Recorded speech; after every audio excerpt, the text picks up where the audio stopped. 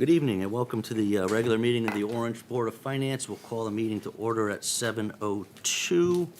I'd like to start by having everyone introduce themselves, beginning on my right. Yes. Anna Mann. Kevin McNabola. John Cifarelli, Finance Director. Terry Loomis, Director of Finance at Amity Region 5. Jennifer Byers, Superintendent of Amity Region 5. Joe Nuzzo. Jim Leahy. Ajit Jain. And Kevin Houlihan, thank you. Item number 3, public dialogue. Is there anyone who wishes to address the board at this time? Okay. Move on to item number 4. Amity budget presentation for the year July 1st, 2024 to June 30th, 2025. Dr. Byers, and welcome. Well, thank And you. welcome, Terry. Very happy to be here, as always. And you are the second of the 3 nights that we will be out presenting to our town finance committees. The first night I presented to AFC, poor Joe didn't know that the clock had actually stopped, so I thought I presented my budget in about 10 minutes when actually it was closer to like 40, so I will try to do a better job for all of you tonight. So just a quick reminder of where we're starting. We are governed by Connecticut general statutes to set the budget, and a school board has to present estimated receipts and expenditures for the next year, estimated receipts and expenditures for the current fiscal year, the estimated surplus or deficit, bonded debt, and the estimated per pupil expenditure. I highlight the word estimated because it's truly that. I know we like to hang on this word budget, but we start planning about 18 months before our fiscal year sort of start. And we're really working with an estimate right up to the point that the board approves the budget. Mr. Leahy, can I help you with anything? Because you seem to be in your computer. I want to make sure that. No. Okay, good. I've read all the materials thoroughly. Our budget has several foundational legs that it rests on. The first is the board's mission. The second are the Board of Education goals, which really focus in the areas of resources, instruction, and climate. And then our commitment to a comprehensive education, making sure we provide all of our Amity students with access to high-quality academics, athletics, and the arts. And then finally, our BOA, Portrait of the Graduate, which is really a vision for what we want our students to know and be able to do when they exit our K-12 school systems. A real quick overview of some of our programs. The first in the area of academics. I put these 2 bullet points up first because there have been some gross misrepresentations of the Amity District that we have been cutting and eliminating our honors programs, and that's absolutely not true at all. We continue to offer 28 advanced placement courses, 42 honors courses, 4 UConn early college experience courses, a robust science research program. We have 110 student organizations and clubs across our middle and high schools. This year, we had 16 National Merit Commended Scholars with 7 semi-finalists. We have 8 students that are seniors in our pre-apprenticeship program. Marissa Nall, a teacher at Amity Middle School Bethany, was a semi-finalist for the Connecticut Teacher of the Year. Our science research students earned over 70 awards at various science competitions throughout the course of last year. And the Trident, our student newspaper, for the 2nd year in the row, received the 1st place in the American Scholastic Press Association. Our math team placed 1st in the Connecticut Math Competition. The decathlon team received Rookie of the Year award at the national competition. The investment club placed 2nd in the Wharton School of Business International World Challenge. And then our Junior States Association received recognition as the Northeast Chapter of the Year. The board will receive about 6 to 7 other slides highlighting all of the achievements that we have accomplished in academics. I chose just to sort of touch on a couple to show our town finance committees kind of the wide range of success our students have. Our graduates, 96 went on to a 4-year graduation rate, 86 of those to 4-year schools with over $110,000 received in scholarships. Currently, and this was actually back in January, we had 105 early decision applications submitted. We had over 1,300 early action applications. And we had over 2,600 regular decision applications, with 282 of our seniors reporting admission as of January 8th. You'll see the couple areas where we've seen the increase. Clearly, early action is the trend that we're experiencing with our high school students. It's up 300 applications from the year before. And of course, that's probably resulting in the higher rate of admission that we have, which is up 104 from last year. The Next Generation Accountability Index is the state measure for how schools are performing. And so I pulled out just the DIRG B just to kind of give everybody a reference point for how the Amity Regional School District is performing comparative to other DIRG B districts. Amity is the yellow, that's kind of right in the middle. You can see our two feeder districts, Bethany and Woodbridge, to the left, and our last feeder district, Orange, in the red to the right.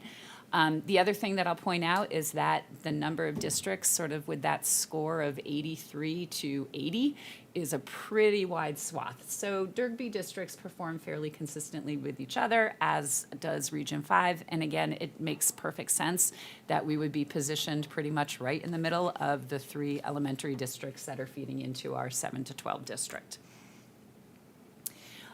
So that data does help us guide our priorities, which is what you see reflected in the budget that we have before you. We would like to continue support for our comprehensive academic programming. We see how that benefits our students, both in their curricular activities as well as their extra and co-curricular activities. We do need to continue to address efforts to improve chronic absenteeism. We've made a lot of inroads this year, but we still have not seen the same amount of students attending school as we did pre-pandemic. And as I say, if they don't come to school, it doesn't matter what else I do, because if they're not there, I can't really help in any other areas. We do need to increase some of our state assessment participation, particularly among our high-needs students, improve our identification and interventions for students that are performing below grade level, particularly with a focus in math. We want to increase opportunities for students to earn college credit while they are still in high school, address several state unfunded mandates, phase in our Portrait of the Graduate mastery-based portfolio credit, and then continue with the update and alignment of a rigorous standards-based curriculum. In terms of the athletics, I think I show this slide, or I talk about this at the Block A dinner, but I haven't ever really brought it to a finance committee, but you can see the number of athletes that we have participate in each season. Our athletic program is large, it's robust, and doing very, very well. We offer 25 high school varsity sports. We also offer teams of 1 to support students who may be interested in some athletics that we don't actually have. We have middle school sports, and then a very strong unified sports program at the middle school, high school, and our transition academy. Of course, these sports teams results in championships, whether it's in the SEC or going even into state competition, both team championships as well as recognition for our athletes and our coaches. Even this fall, we already had 20 SEC all-student athletes and 8 all-state athletes, as well as a coach and a player of the year. When we come to the arts, we look at it in terms of the musical arts, where our students will participate in the regional music festivals, both at the middle and the high school level. They also, our students participate in many community performances, whether it's the Memorial Day parades, Veterans Day ceremonies, things like Music in Motion or winter and spring concerts, which are open to the general public.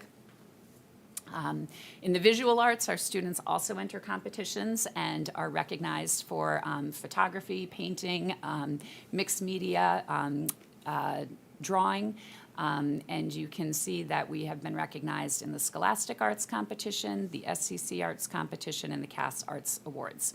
We also put on art exhibitions at all 3 of our town libraries, as well as the Valley Arts Council Main Street Gallery. And World News with David Murr recognized Miss Toto and her photography students for the work that they did on photograph restoration following the Florida hurricanes last year. And then in our performing arts, we put on both musicals and plays. Our middle schools performed Annie Jr. and Frozen Jr. most recently. Lovesick was our fall play. Last year's musical Beauty and the Beast received 8 Sondheim Award nominations, including the award for Best Actress. We recently had the Broadway cast from Mean Girls come and do a workshop at the school, and that is because in spring of 2024, Mean Girls will be the spring musical that will be performed. So a budget overview, we have several budget drivers that are influencing the budget this year, probably the biggest being contractual increases in both salaries and services, healthcare costs, which rise pretty much like they do every single year, several state mandates attending to our academic performance, personnel requests, technology, pupil services, or more commonly known as special education, transportation, and then increasing enrollment. The increasing enrollment, just for clarity, is not actually a budget driver because we really aren't asking for additional staff because enrollment's going up, but it's also not letting us reduce any staff because our enrollment is going up. So the proposed budget, the blue and the red are salaries and benefits. It's about 2/3 of our budget, which goes directly to our personnel. Special education, tuition, and transportation is an unfunded mandate. It's something that we have to provide. Debt service is what we carry, and it is something that we're obligated to pay for. Purchase services, texts and supplies are to some extent discretionary, but you can't actually run a school district without having some instructional supplies or textbooks or access to technology. So when I say they're discretionary, it's discretionary in the sense that we can look at how we can be more efficient in those areas, but not necessarily not provide them. This is a slide, if you've seen the presentations in the past, you will recognize it. The blue is the average wage increase, or essentially our contract increases, and then the red is the budget increase or the request. The idea of trying to have the red and the blue match means that we're pretty much going up proportional to the contractual increases. Obviously, the 4.9% is slightly higher, and I'll sort of talk the committee through that. But and you can see kind of the sharp increase in 2025, again, driven by changing trends that we're seeing in teacher contracts. So let's talk about that. The Amity teachers did just settle a contract at 13.5% increase over 3 years. This is fairly consistent with what we see as kind of market averages in the world of education. For next year, it's a 4.85% salary increase. The other things that influence it are the increases that we have on stipends. We put in a tuition reimbursement program. The healthcare oftentimes helped us offset the salary increases, but our healthcare costs are some of the highest in the state, so we actually had to keep those level funded, which kind of impacted how much the salary increases impact the budget. We are allowing use of sick time for all family medical leave. And we still have 2 contracts that we're just going to start negotiating. So they're kind of one of the unknowns in our paraeducators and in our nurses. Jen, could you educate me, level funding from current, what does that practically mean? So it means we didn't change the percentages that the board pays for the employees or that the employees pay for from the themselves negotiation. from the prior year's contract. Yep, And the contract 3 years? yes. Unfunded state mandates. So we have a handful of these that we have to address. The first is that there is now a requirement for every student, beginning with the graduating class of 2027, to have a class in financial literacy. The second is the provision of special education services through the end of the school year in which a student turns 22. A couple years ago, that was when they turned 21. Then I came and told you it was until they turned, the day before they turned 22. Now it's to the end of the school year when they turn 22. There is a new state statute requiring a district transition coordinator to support students over the age of 14 with their transition sort of out of high school into the future. And then there's a handful of required trainings.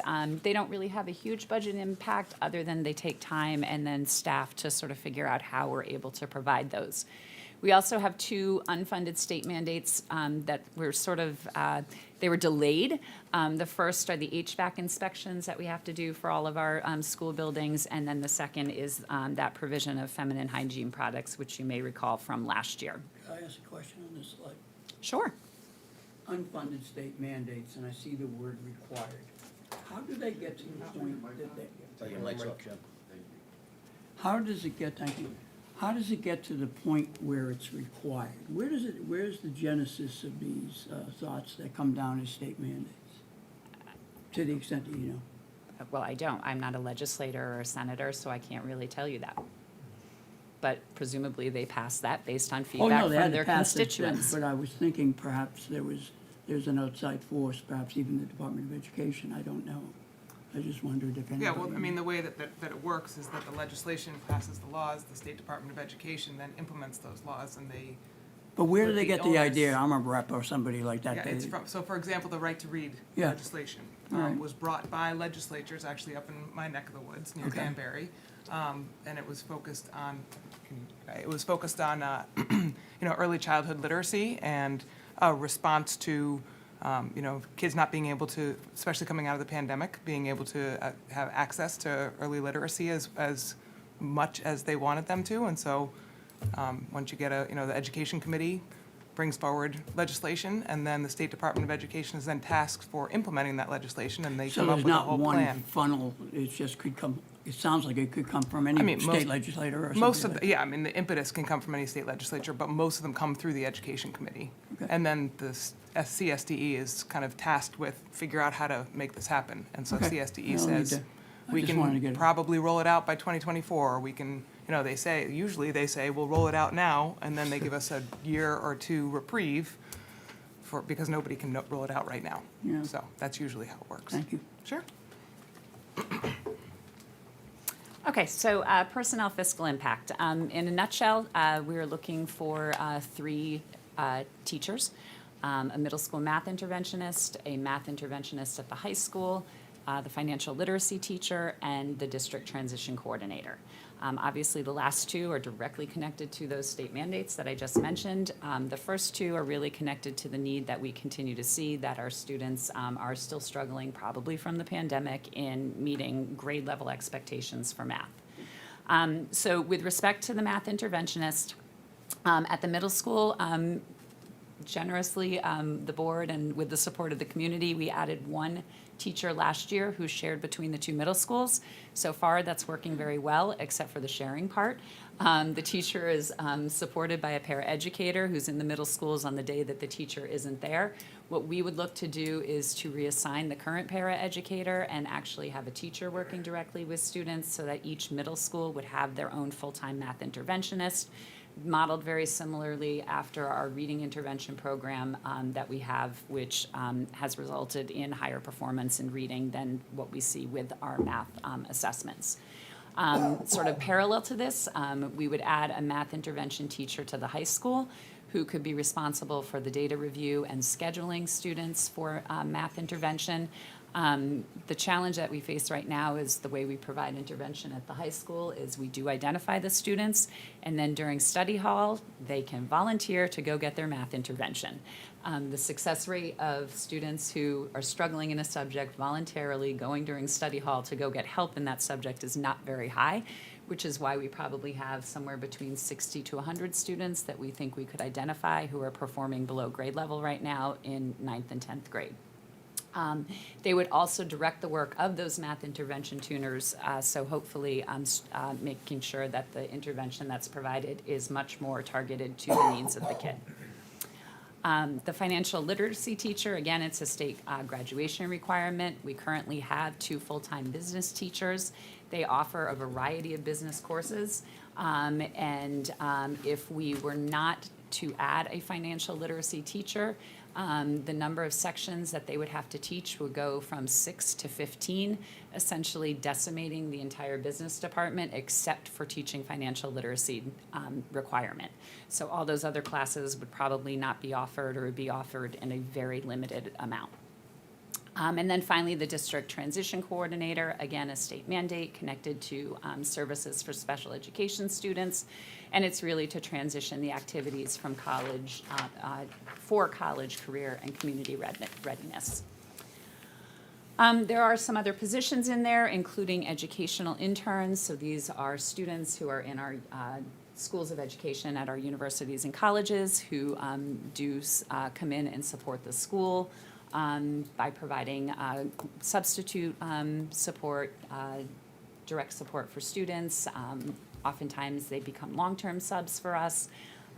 2 test center monitors, a website manager, and some additional tech support for the district, a mental health staff support that we have. That's a grant-funded position that we have to slowly phase in funding for. It was a provision of the grant that the district would do that. A .5 administrative assistant, an assistant athletic director, and a middle school wrestling coach stipend for our new proposed middle school athletic program. Technology is probably the biggest sort of instructional supply piece of the budget. We have our one-to-one devices. With that comes a lot of additional resources that we have to make it deployable. We have instructional displays, which is kind of like your projector, except we have all different kinds, and those have to be replaced. We also have specialty labs, like our graphics lab, that requires replacement. All the software that you need for teaching in a one-to-one environment. In the area of special education, I throw this up only because the list of what they do is huge. So it's why a lot of the special education budget is so large. And you can also see the special ed enrollment. This is combined students with disabilities who have the IEP or students with a 504 plan. We did sort of peak in 21-22. But we have continued to kind of hover around that 30% sort of area, which, from back in 17-18, we were only 1 out of 4 students had an IEP or a 504 plan, and now it's closer to 1 out of 3. We do have a couple drivers in the special education budget, including rising outplacement, some charter school outplacements, a student requiring one-to-one nursing services, 5 students who require a very specific type of behavioral therapist. The age out is the keeping students until the end of the year when they turn 22, and then some legal expenses. Overall, the pupil services budget is up about 5.5%. But last year, if you remember, it was down almost 11%. So it's still not quite as high as it has been in the past, thanks to a lot of the in-district programs that we've been able to implement. We have a lot of fiscal uncertainties, including the excess cost reimbursement rate, which we have estimated at 80%, and just received emails today that we're probably going to be receiving less than 70%. Based on the current governor's budget, unless they can address that.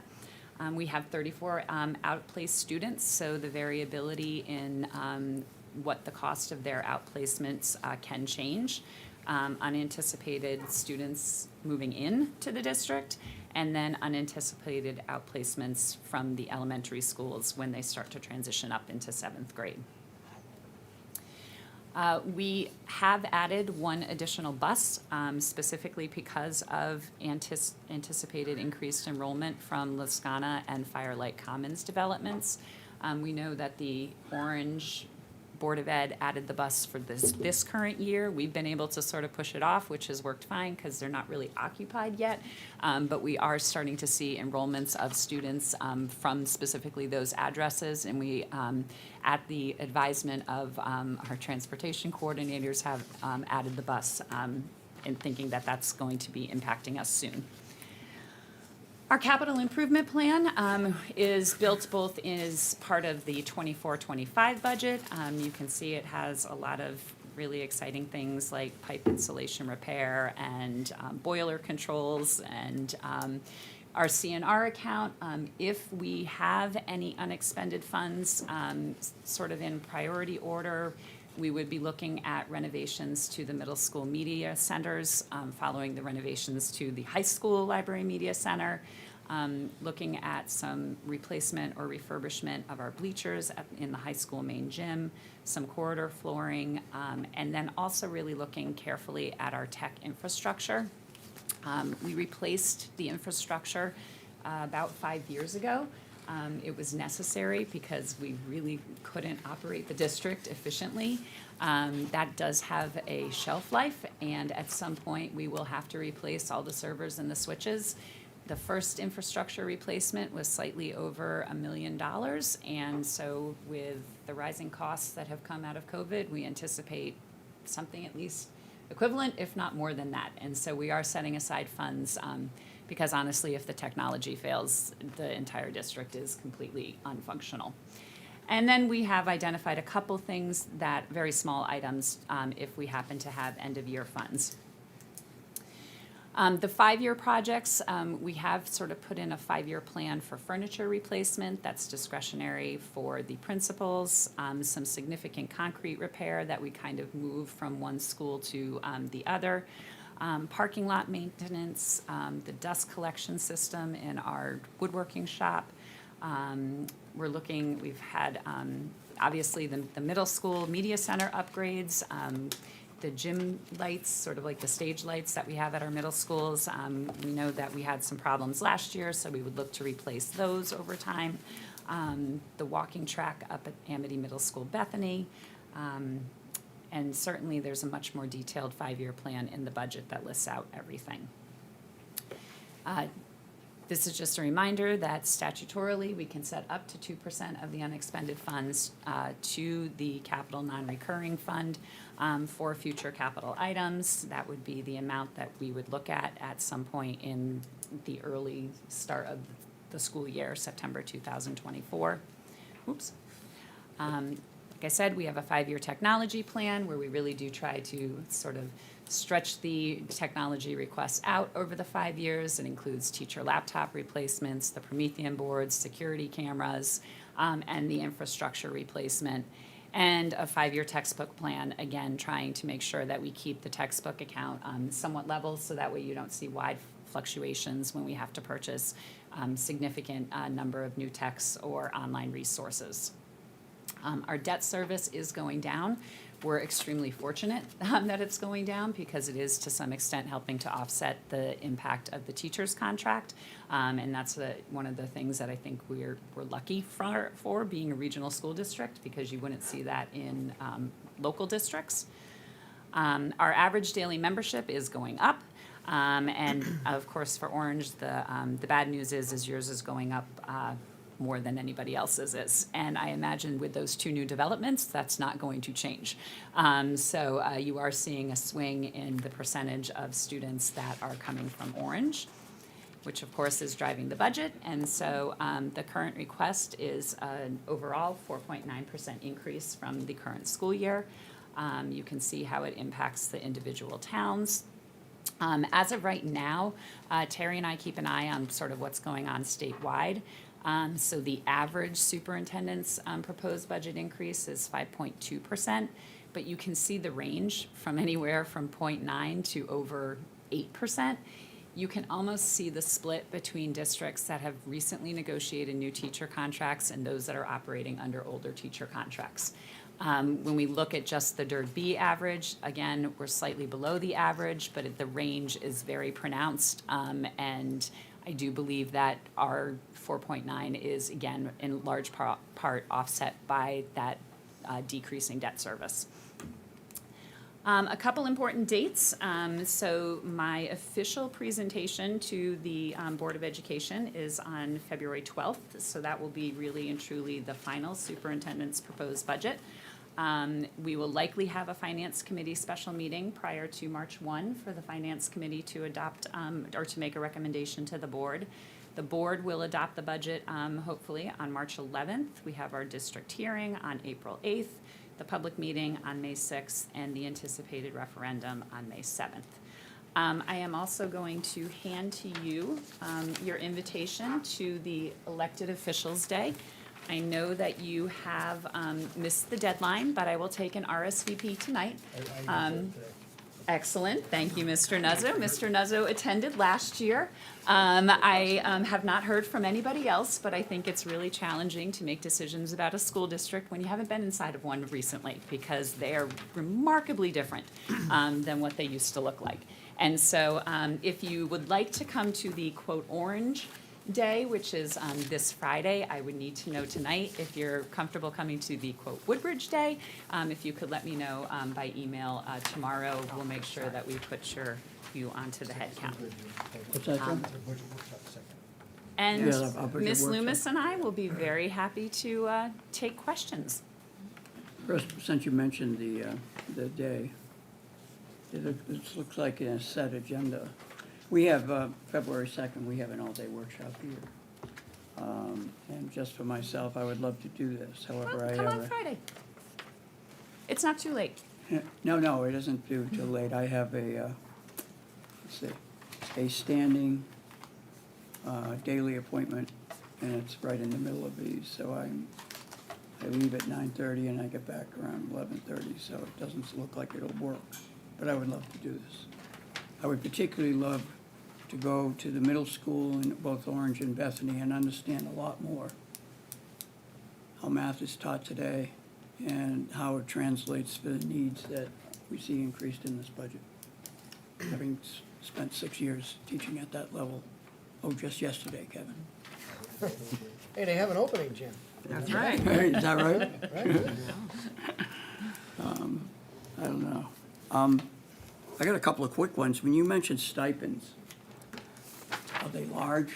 In other words, as assistant athletic director, for example, does it have a number?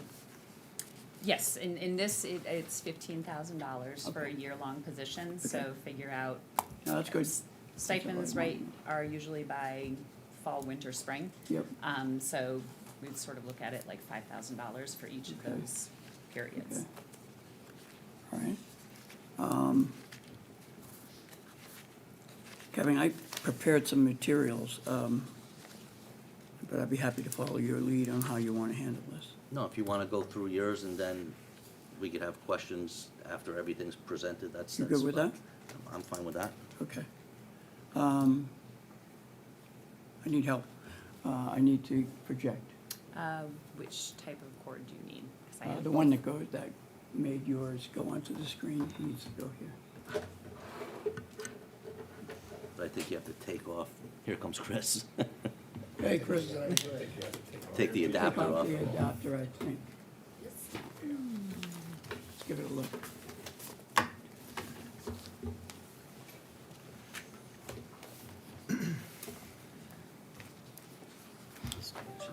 We should soon see about the same thing that was up there.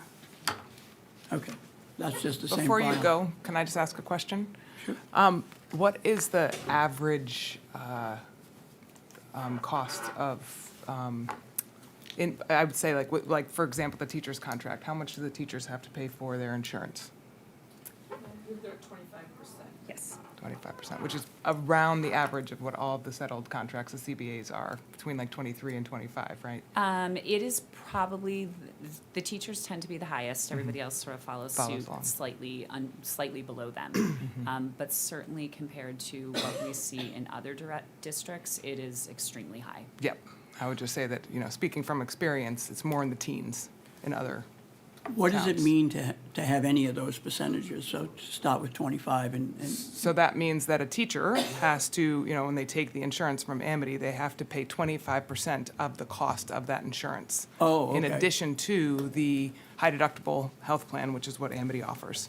So they have, if the insurance costs for a family $25,000, they have to pay 25% of that.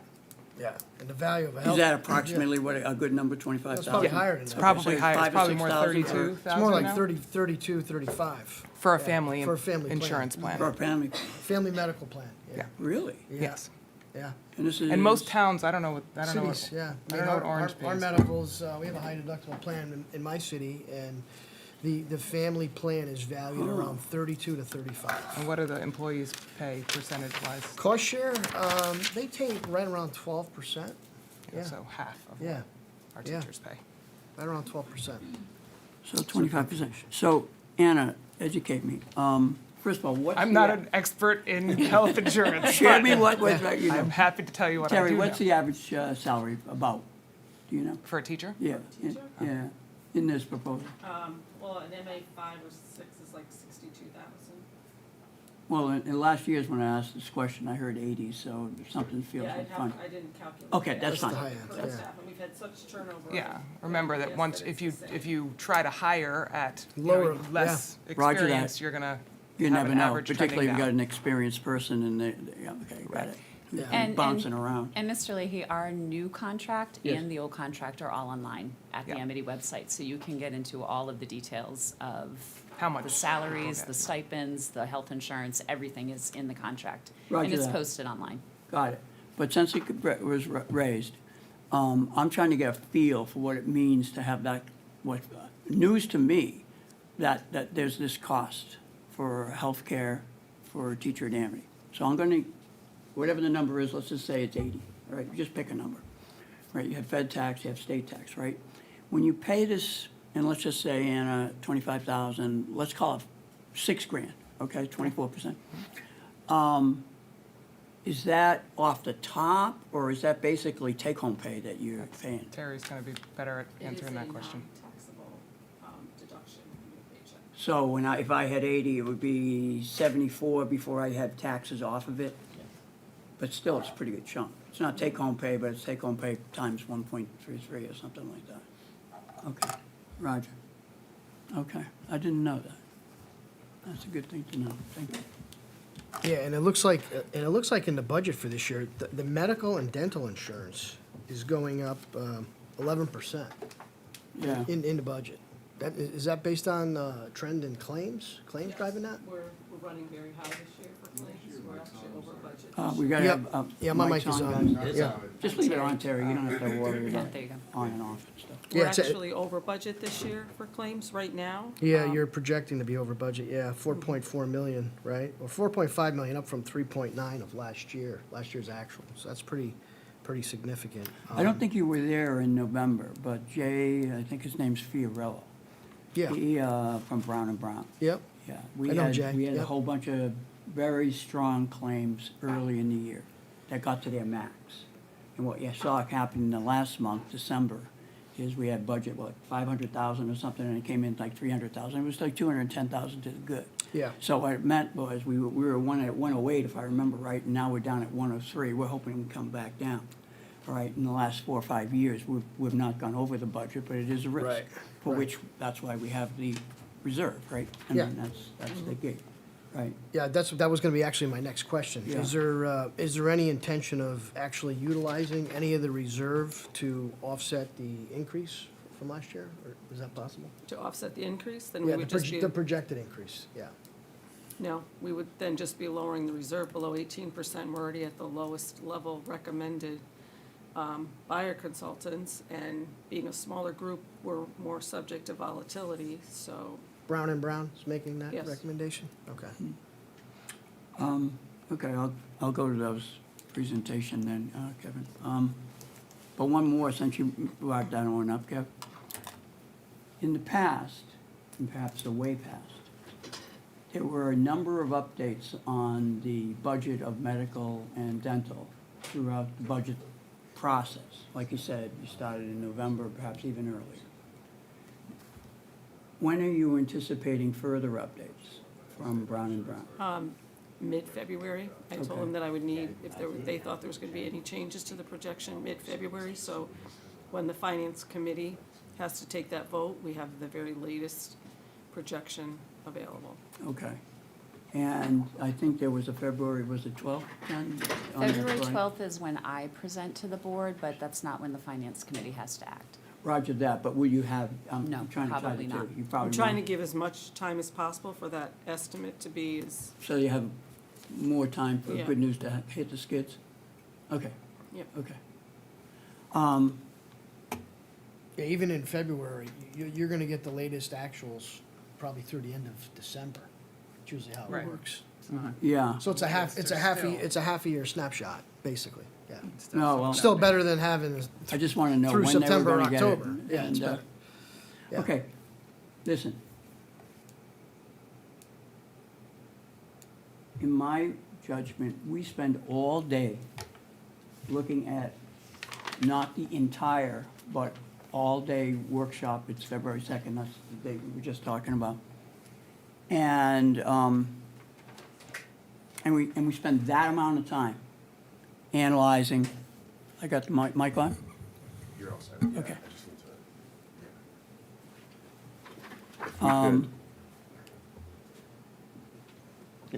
Okay. We good, Kev? make that screen smaller so it's not hitting your eyes. Okay. You wanna do that? Yeah. Okay. We're gonna take like a 1 minute. Okay, thank Because you. something happened with your computer versus Jen's, and I'm like on the sun. I can't see what spots right now. God, it's so bright. We spend all day looking at our entire town budget, and here we are tonight to look at it in a very much shorter period of time. So what I tried to do was invest a significant amount of time this week, so I could get on the table all the things I could find in the version of this document, right? And, you know, we have a phrase in the Leahy family, right? It's great getting younger. Well, I don't know how much more I'm gonna be getting younger. So, I'll just kinda give you my best shot, okay? But I have a number of thoughts, and I think we should consider them. And I'm gonna start, if I could, Mr. Chairman, putting on my glasses, being so younger.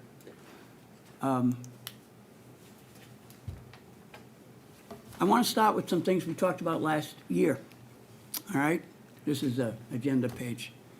I want to talk to you about some things I learned going back from peeking at the results that came in from fiscal year 22-23. I want to give you my 19-year perspective on doing this process with this board, with the now 3 superintendents at Amity, and 19, I guess, different boards or similar boards in some cases. Talk quickly about the Orange Board of Finance, what our responsibilities as we have communicated them, and then share some observations. And although I have questions, I'm sure everybody on our team does. So let me just get through it. First of all, any of the charts you see is data that graciously was provided by Terry in the late hours of last Friday. And I appreciate that, Terry. I think you do a terrific job. And this is a request I've made over the last few years, number of years, and it's from that charts that you'll see and data you'll see pictured come from. Now, last year, we talked about this debt going down, that there would be a 77% reduction over a period of years. And that, although this shows the debt, there was also debt and interest. So as you can see, we were going down to only 7.3 million, and that's the same as Dr. Byers' chart. We talked about that last year. I don't know if it was in the Amity presentation last year, but it was certainly in the detail. That's where I found it last year. What this means practically, and we are in the first of a number of years. As you can see, just like you do your home mortgage, the blue, it's not exactly the same every year in the last 5 or 6, but it was similar. The numbers were like 4.6, 4.4 million. And now we are in the first year of a decline, and you can see that it's gone down to 3.9 million. And we can see where it's going in the next few years. All right? This is highly significant. You can see the actual reduction in the red box over on the right per year. I will make this presentation available to anybody who wants to see it. Historically, over the last 16 years, not counting the one that's on the table right now, for next year, the average increase has been $861,000, the average. And although it's been a little bit higher in the last few years, the yellow, all right, it's significantly higher than that on the proposed table. Going back to the budget increase, if you had an increase on average, the yellow on the left, of 861,000, you can see, and we are in the first of those years, these are the slides from last year, all right, that were you to maintain that average, you could see that in the red box up on the right, that the numbers just in the reduction of the debt is far higher than that 861. So what I made as a statement last year seemed to me that this offered an unprecedented opportunity for member town tax relief while maintaining Amity educational excellence. You know, I could still remember I went to one of the debates for First Selectman this year. I didn't stay for all of it. But one thing I noticed, it happened extemporaneously, someone asked a question or answered a question and said, you know, taxes have been level for the last couple of years, and spontaneous applause all around the room from, I would think, from members of both parties. I think that told me something. I think we should consider it. So that's what I have from last year. Results of Amity budget from fiscal year 22-23. This is the year we had the referendums. Matter of fact, we had 3 referendums. And if you look at the chart, we have some notes on the right. I'll walk you through it, but I think you can read it. That the budget surplus, meaning what on the Excel file is called net balance, and the money you transfer it out for use of other things, capital, non-recurring, for example. These were both monies that were in the budget that did not get spent. And it was almost $2.5 million. That was the budget surplus in that year, in the year when we had referendums 3 times. When you look at the 2 budgets on the left there for fiscal year 21-22 and 22-23, you can see that the budget was passed was about $1,651,000, all right? That was the 3.9% budget increase that was passed.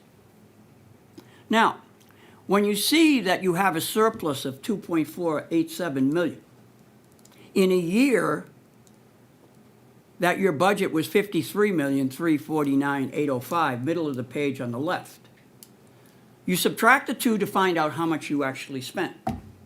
And when you do that, you find you only spent $50,862,414. Now you think about that. In the year 21-22, you can see the number is $51,698,207. But we didn't even spend up to that in the budget from the prior year.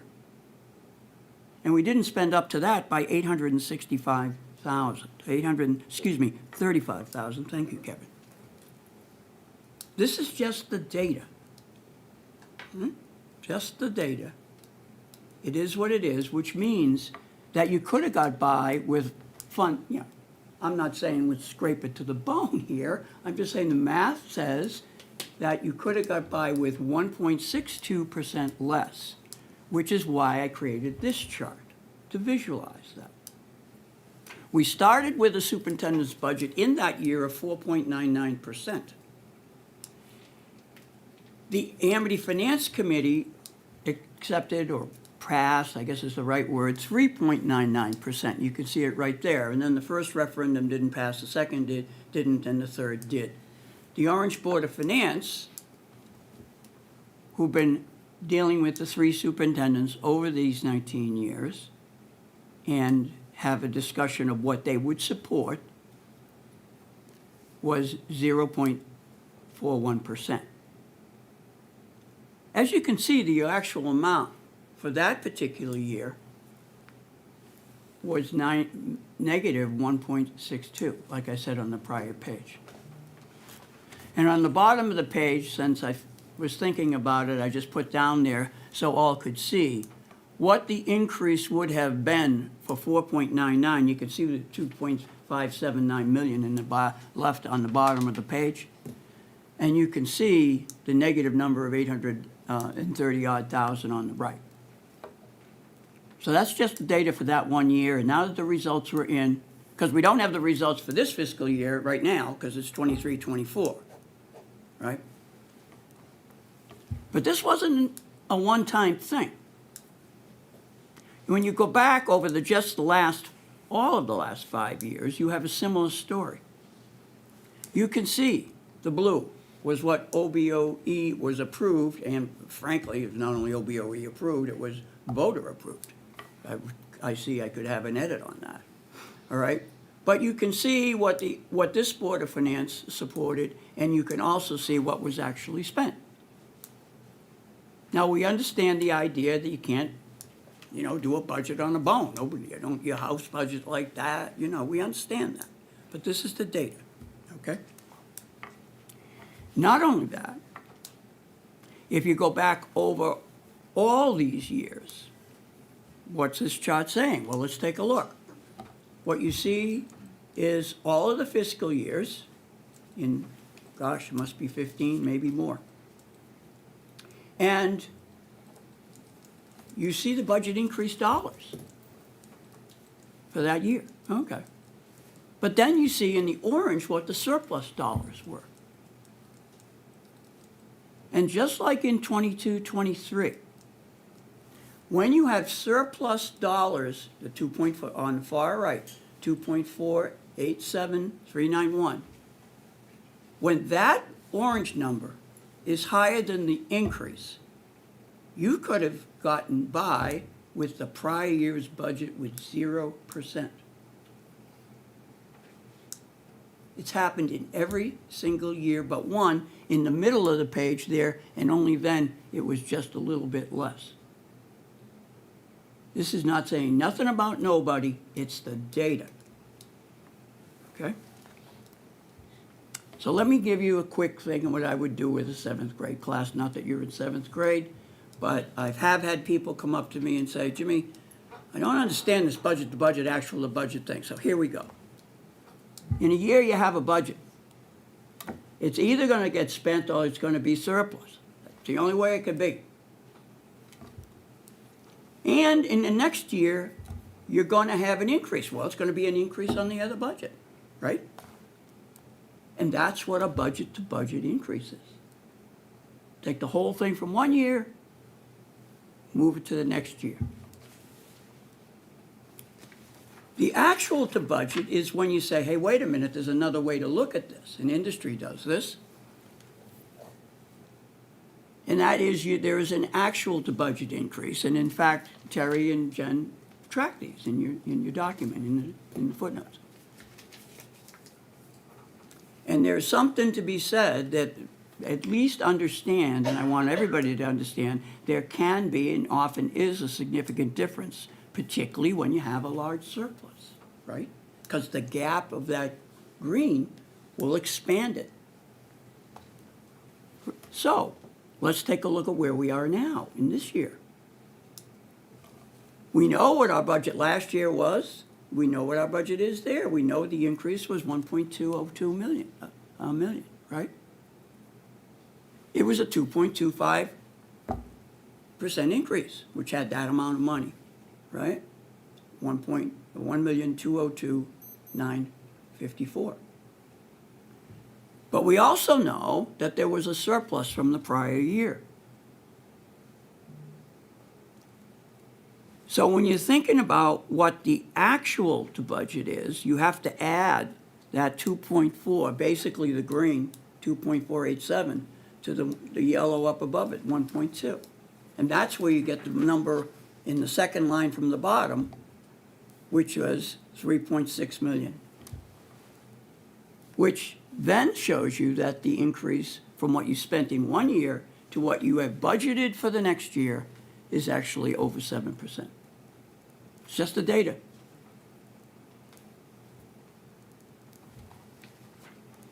So a large surplus means that in the budget component, in this case Amity, remember this could be any budget, have a far higher spending increase available than the budget increase amount. Now I'm going to come back in a second and talk about how we got these fine documents that we receive each year from Amity. And that's what I'm going to get into now.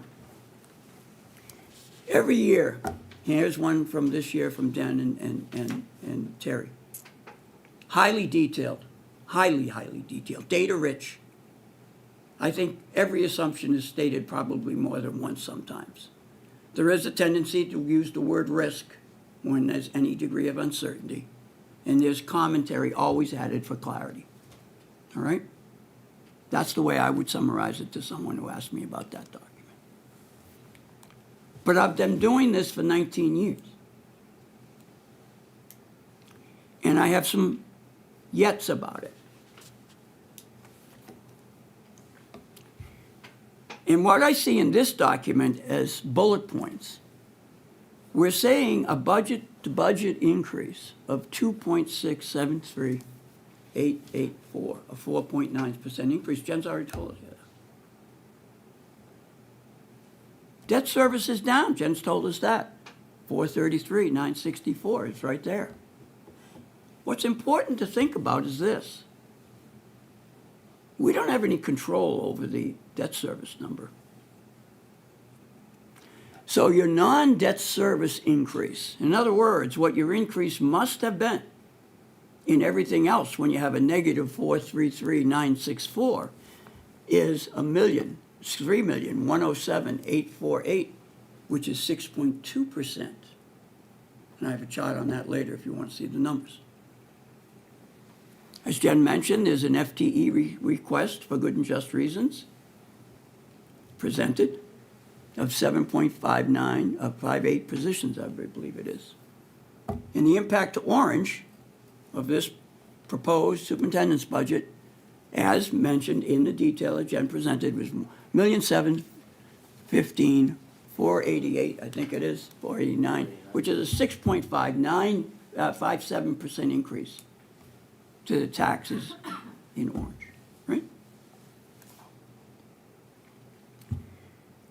So I remember back over those years, how much we had for surplus.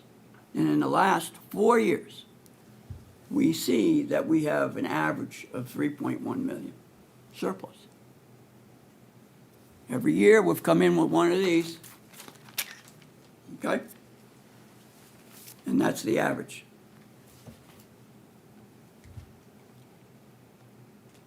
Surplus, for some people, is overtaxing.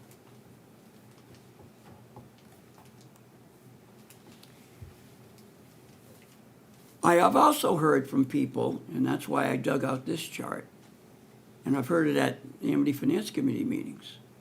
Oh, look at that low budget increase, only 1%. In the middle years of the 2010s, you can see one year was 0.47, I see. But in every case, the actual to budget was way higher. You have to think about this as if you're at home. Wife says to her husband, oh, you want to go on your trip? I'll give you $1,500 as a budget. All right? Did you spend it all, honey? No, $1,350. I got $150 back surplus. Next year, wants to go on the same trip. I need $1,700. Wait a minute, you got to buy with $1,350 last year. That's what's going on. So we have to take into account, how is this happening? There needs to be better analytics afterwards to identify which accounts and sub-accounts drive the surplus and don't budget just because they were that number the other way. Because the surpluses have been too consistent over time. It wasn't a one-year thing. Fourth thing.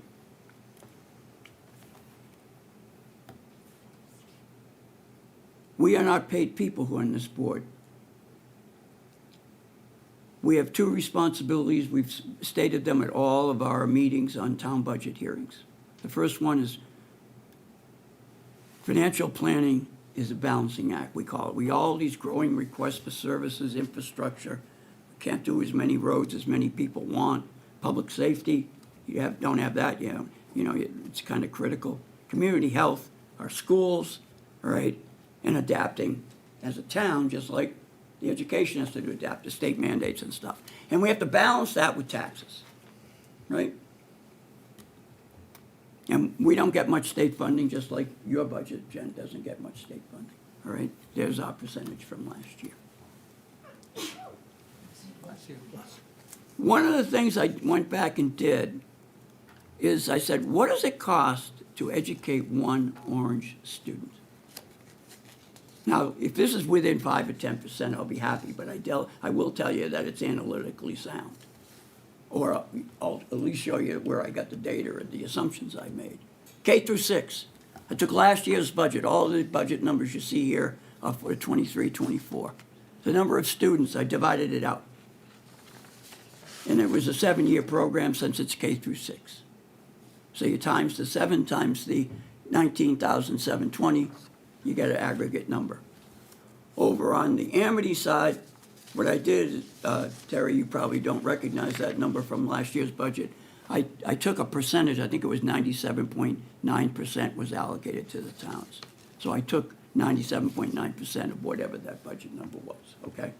And that's what it turned out to be. It's in an Excel sheet. But the number of students from last year, and I got a cost per student, and the number of years were 6. So that gave me a new number for 147,000. So somewhere in the range of 280 to 290,000 to educate one student in Orange over the years. Okay? It's just the data.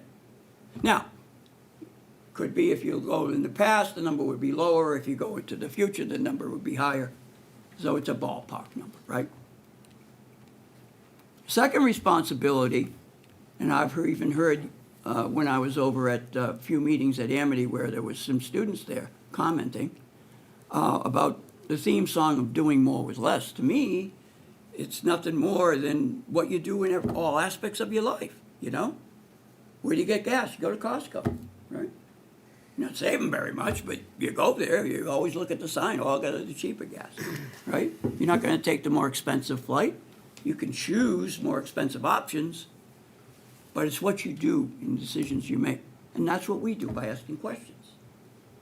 That's our job, it feels to me.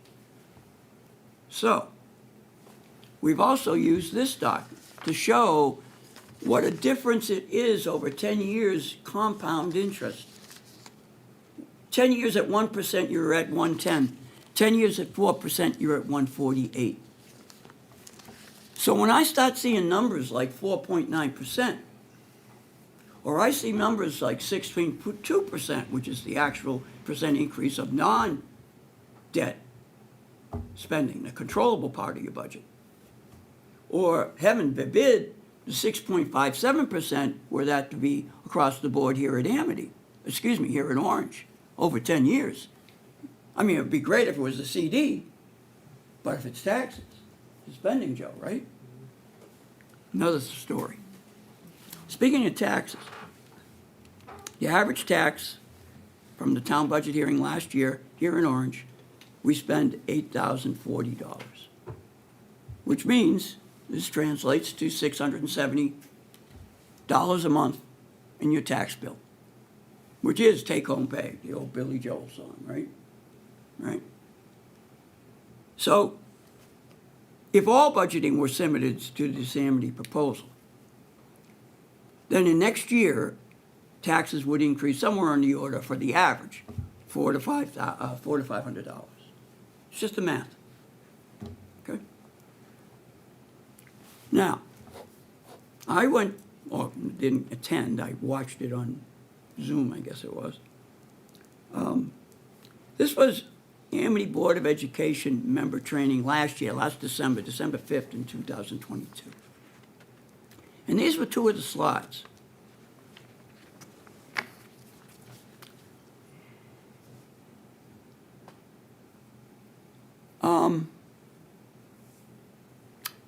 I see a guy in the upper left with an axe, and it says Town View of BOE Budget Requests.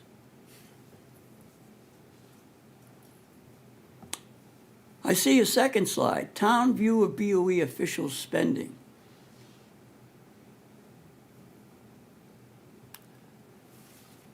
I won't comment on it. Kevin, you've been doing this longer than I, but I've been here for 19, 20 years. I will just say this, the contrast was highly significant. Final section for me, before questions from the members, some observations. This is how I got the 6.2%, the math. Last year, 54,552,758. Second column from the left, total budget. The debt, you see it, you subtract it, you get non-debt. This year, proposal, 57,226,643. You can see the debt. You can see the non-debt. The amount of the change, right? 2,673,884, a reduction of the debt. We've seen that number before. We now see the 3,107,848. I told you earlier, I would show you where that came from. There you go. 6.2%. See, when you look at companies and departments, and you're trying to help them, in a lot of cases, in industry, survive, you got to really hone in. What can you control? You can't control the debt. That was fixed. At least in the long term, all fixed costs are variable, but, so we're seeing that what you can control is going up by 6.2%. I don't think you knew that, Sure, I agree with that. okay? So, here we are. The current budget request is for 3 times the average over the last 16 years.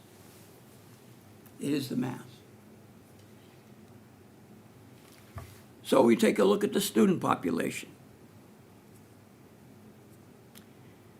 The high was in 2009, 2010, 2549. You were probably teaching there, Anna. I right? was Right? moving into administration Yep.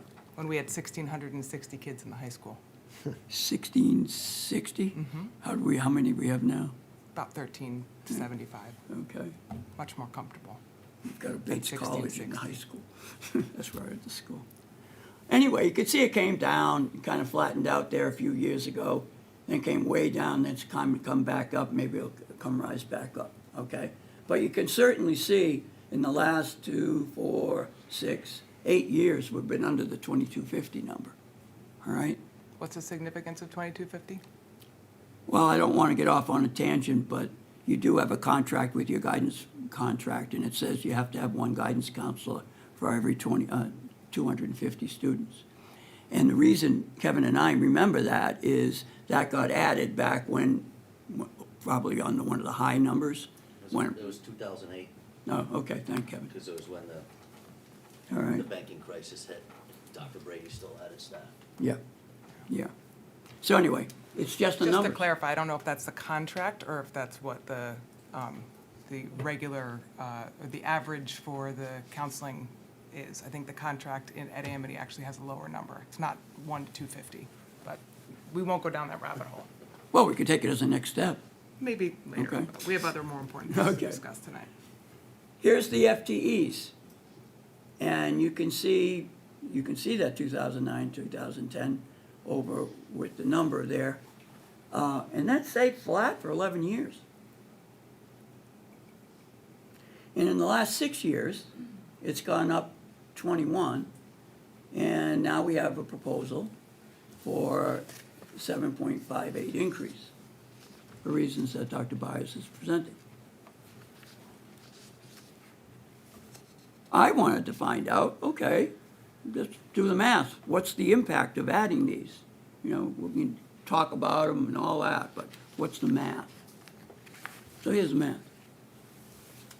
First of all, you can see the proposed budget increase. That's the budget increase. That's not the non-debt one. So I added the non-debt one so you can keep it in mind. When you see the slide, you don't have to go back. And this comes, Terry, from the Excel file you sent me earlier. And you can see the increase in the salaries, you can see the increase in the benefits, so there's a total, right? 2,175,000. So not knowing anything more other than a guess, but those assumptions up there obviously come from an Excel file, so you can easily, I just said, well, what if a salary was 60? What if benefits were 33%? So I can just change that and get another number, but anyway. So that was the budget for one FTE, using those assumptions. That's one teacher FTE. I don't know, I didn't get into. That's what you're, That would be, yes, a teacher. Right. so there are different amounts for different So what you could do So is it's say, what's not the average of the 7.58. 7.58? Well, it's 7.58, it's not 7.58 teaching positions. Correct. Well, I would think a district, what do you call that, transition district coordinator or something? Well, I had a slide, Jim, so there's 4 teaching Yeah, there's positions 4 and teaching all the rest are Non-teaching non-teaching positions. Okay, but we can do the calculation. For example. Well, the point is, it's not $600,000. It would be quite a bit less, because that would be, that 79.8 would be times 4. We've accomplished my goal. And then we would have, We can do the Around math and find out what 3.58. it is. Okay. But if it were those, and when I created, as a matter of fact, you know what I did? I tried to copy it and paste it so that I could do it live here tonight and we could put in another number, somebody make an estimate, but the file didn't take it. All right? But I can send you my Excel file if you like. Anyway, under those assumptions, clearly stated, all right, it was $604,000. Whatever it is, I then said to myself, well, what percent of that increase, right? The 2175, 198. What is that number as a percentage of that increase? And I was surprised to find out it was over 25%. but again, just to clarify, that's not the correct number. So if it was 500, you'd still be, say. Or 20%, 450. so. Right. All right, so it'd be 75% of that. Okay, so over 20% of that increase is because of that. Okay. Fifth one, paying for capital items. I think in the past, we've had a conversation about this. I tried to visualize it with the graphic on the right. There's 2 ways of thinking about it. One is to pay it capital items in full, all right? And another is pay it over the life.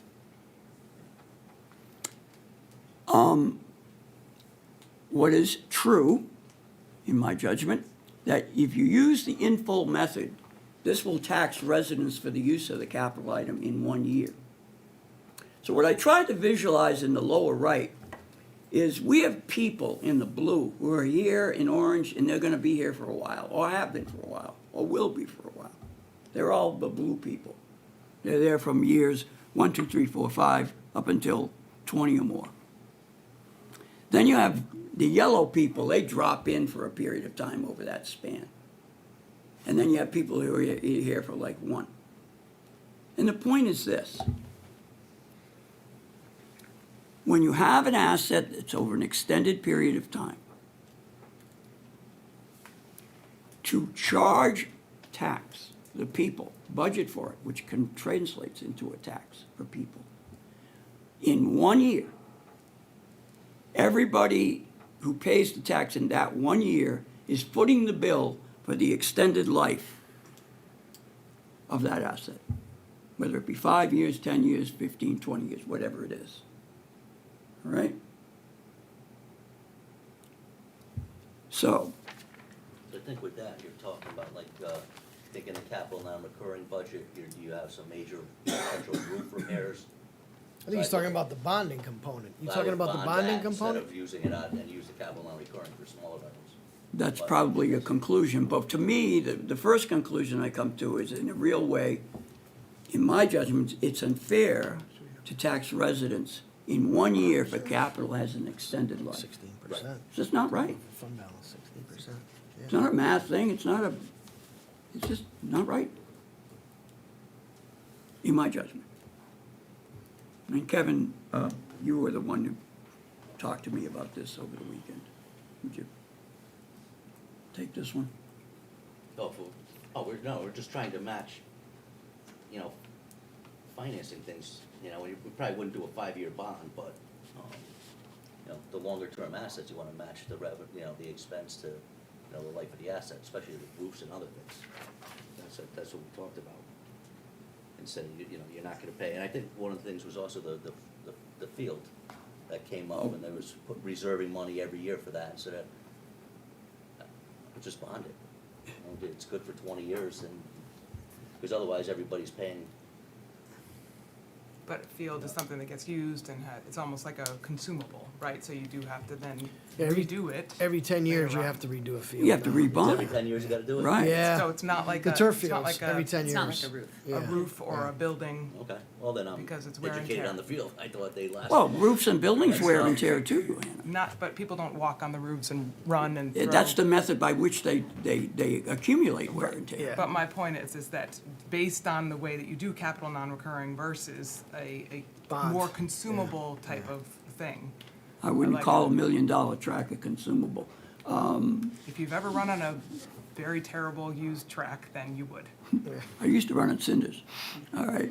Yeah, the turf, Anyway. the turf fields today, they're every 10 years. 12 years is At the usually max. is the max, yeah.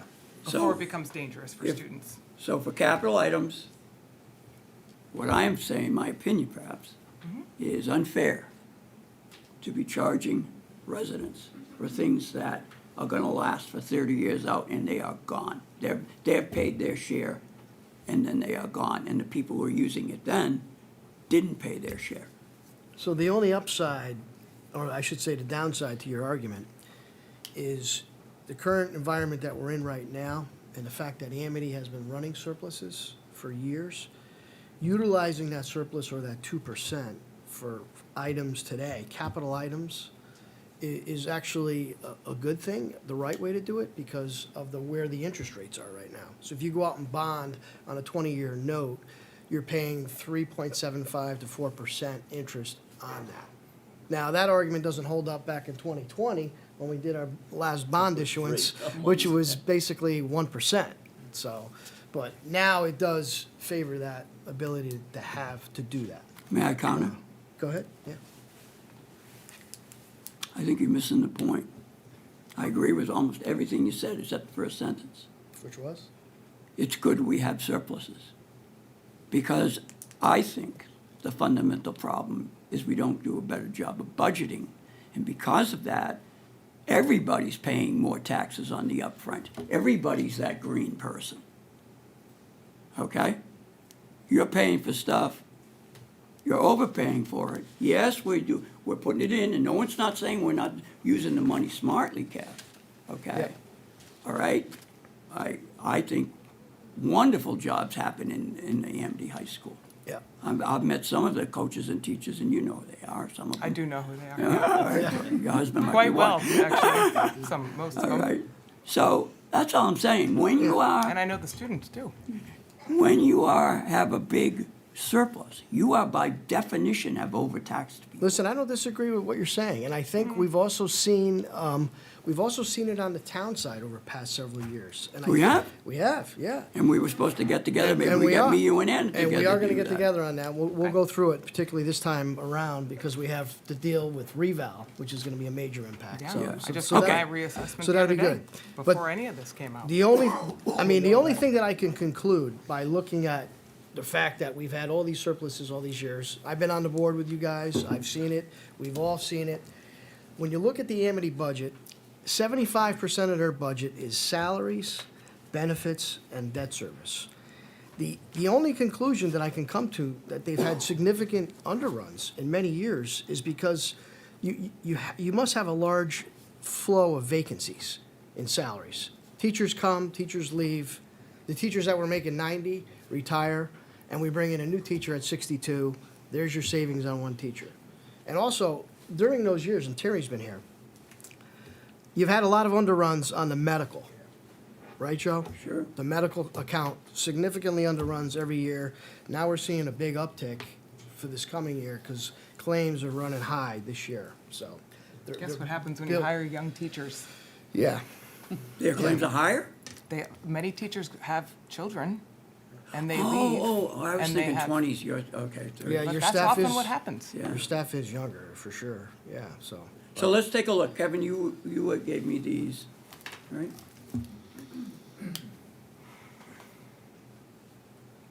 Where are these from, Kevin? Why don't you educate us?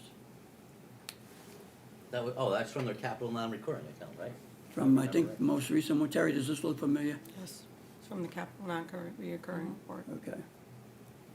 See, to me, it's the four-step process in the bottom of this slide. if you over budget, I'm not saying everybody's trying to, right? Please don't misunderstand. But it does lead to large surpluses, or you just forget the over budget, you get large surpluses. The 2%, you can use some of it for non-recurring. But when you pay long-term capital, all right? We use thresholds, you know, you're not gonna say, well, that's long-term capital, it's gonna last 15 years, but it's a, you know, $3,000 item, come on. I mean, that's not what we're talking about here, right? It's the larger stuff, and maybe you have to more frequently package bonds. And remember, interest rates, I mean, I was hearing this argument from a former member of the board, back when the interest rates were near zero. I mean, Yeah, it was the 1%. idea, you know, I mean, you know, issuance fees, or, oh, we didn't incur the issuance fees. What? It gets back to the fairness thing. So anyway, I've teed it up, I've given you what I got, right? So I want you to be, somebody else will be deciding these things, but it's what the types of things I thought about as I'm analyzing this. So there. So I have questions, but I thought I would give a preamble by trying to summarize thoughts from starting with last year and, you know, what some of the data said to me. Peace. I have a question. Thank you, Jim. Is Amity able to carry a fund balance that is not in capital non-recurring? No. No. Okay, and how much is the fund balance for Orange? I don't know the number, it changes every year. I'm thinking between 13 and 16%. I think it's, 17 Yeah. before the final law. We haven't gotten our final. okay, so we're at about 17% at the town of Orange. And Amity, as a district, which is kind of like its own municipality, is unable to carry something like that. So when you continuously say that they over budget and have a surplus, Right? they have a different approach. They have to have a different approach. Irrespective of the fact that 70, you keep saying that, you know, 6.2% is what they can control, but 75%, that's what you said of all of your slides, said 6.2% if we really talk about debt services versus the increase, right? The amount that can be managed is. That could be managed. There's a 6.2% But increase in that. 75% of the entire, essentially a municipality, Mm-hmm. right? 75% of that is not within their control. It is contracted. It is it's a CBA, right? Right. An agreement that has been already decided. And this is the first time that I can remember in my long tenure as a member of this town or as a member of Amity community that they've ever had a contract that's been over 9%, let alone in the teens. Right. Never. And Right. of that of the salaries, the teachers make up the lion's share of those salaries because that's who obviously you need to have, that's going to be your largest bargaining unit. So we're talking about now going into a year, the first time ever, where we are thankfully supporting our teachers because also Amity, out of the 4 districts, pays the least out of the 4 districts for teachers. What 4 districts? Oh, You mean the Orange, Orange, and Bethany, separately, okay. yes. Yeah. So. Where you we- get that data? I lived it, Jim. I've hired people okay, from here's- Orange to Amity, and they have taken a pay cut. Okay. Yes. Okay. Well, let me So, give you the, if I and could. let me just finish, Please. because you had a long time to talk. Sure. So Fair. when you say that they have control over those kinds of things, that's just not true, because there are bargaining impacts, right? Right. And so really, we're talking about a smaller part. And when Right. you do a 19-year history, which I appreciate your time and dedication to this board and to this town, because we have all benefited from it. I've lived in this town for more than the time that you've been on the board. And when you talk about the fact that there is this variability and that there's constantly, and we hear it every year, Jim, that they run a surplus. What the challenge that the administration and the Board of Education for Amity is faced with is the fact that they don't have a fund balance, a reserve that they can go to. They have to budget Right. based on state statute, again, those state laws that we are all have to adhere to, in order to make sure that they serve the needs of our students and don't go into the negative. Because we all have heard, If you do go into the negative and one student, now we're talking about all the way to when students turn 22.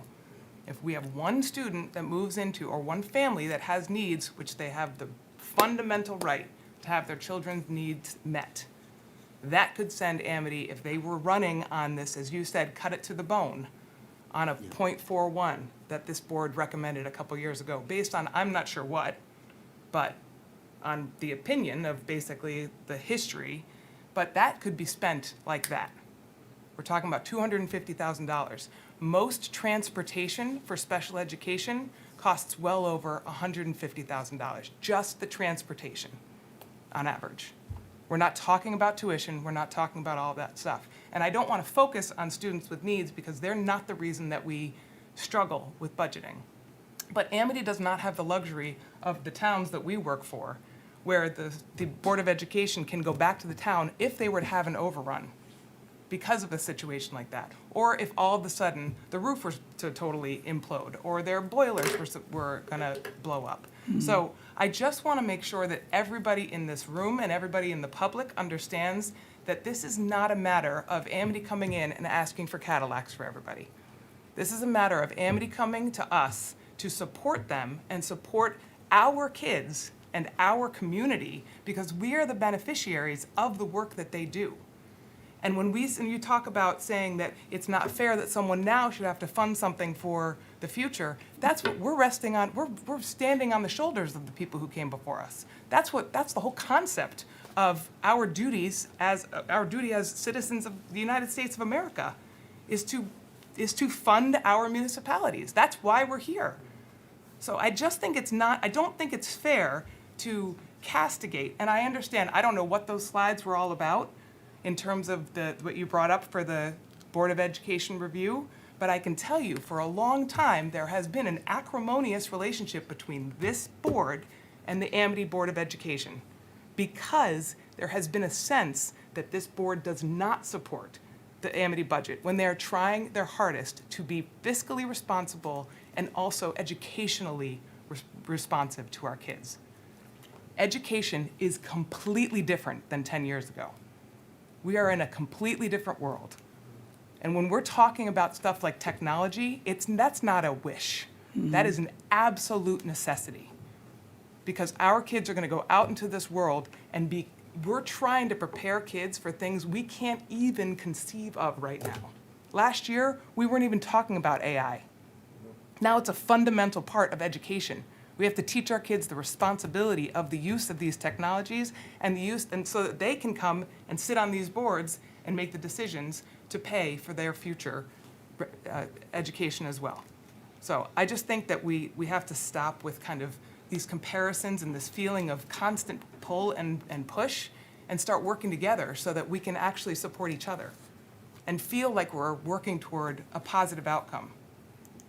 That's not all smoke and mirrors. Our kids have major opportunities from Orange all the way up through Amity, and we have to continue to support that. 3 points. The comment I made about the Orange teachers and the Amity teachers is based on the following. The last time I got data from Terry or Jen, I forget where it was, the average salary that they told me was greater than the average salary that Vince told me, the superintendent of Orange K-6. All right? The So- average salary might be that, but we know that average and actual contracts may or may not be the same. You may have a few teachers. Roger that, okay? Roger that. So averages don't necessarily tell us. I'm just, from my point of view, and perhaps it's because I sit on the Board of Finance, what's in the contract is what's in the contract. What it costs are your average cost of a teacher is an average cost of a teacher. So if I hear the average cost of a teacher in Amity is higher than the average cost of a teacher in Orange, which is what I heard, all right, didn't evaluate it, I just said, oh, okay. So that's the first point. Okay. Second point.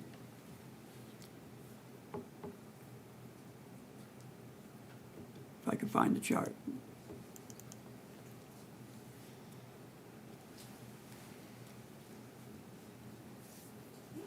I think you know, Anna, that I'm a former teacher, I'm a former president of a teachers association, if you can believe it.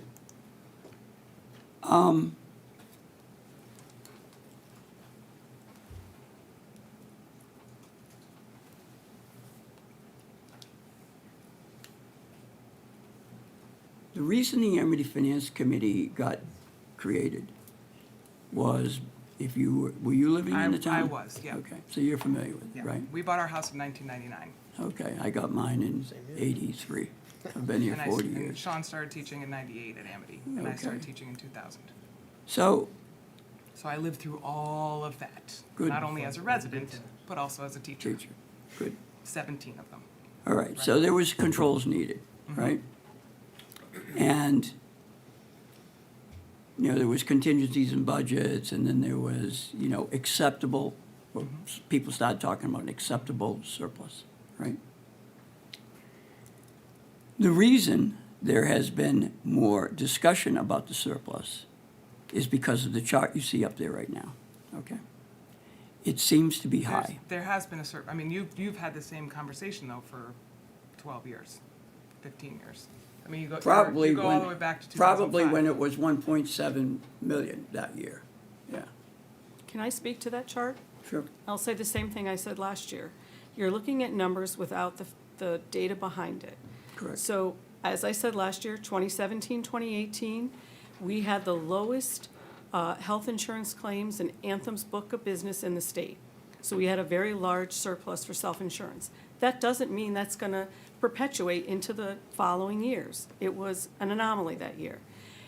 You have 2019, 2020 up there, and 2020, 2021. Those are COVID years.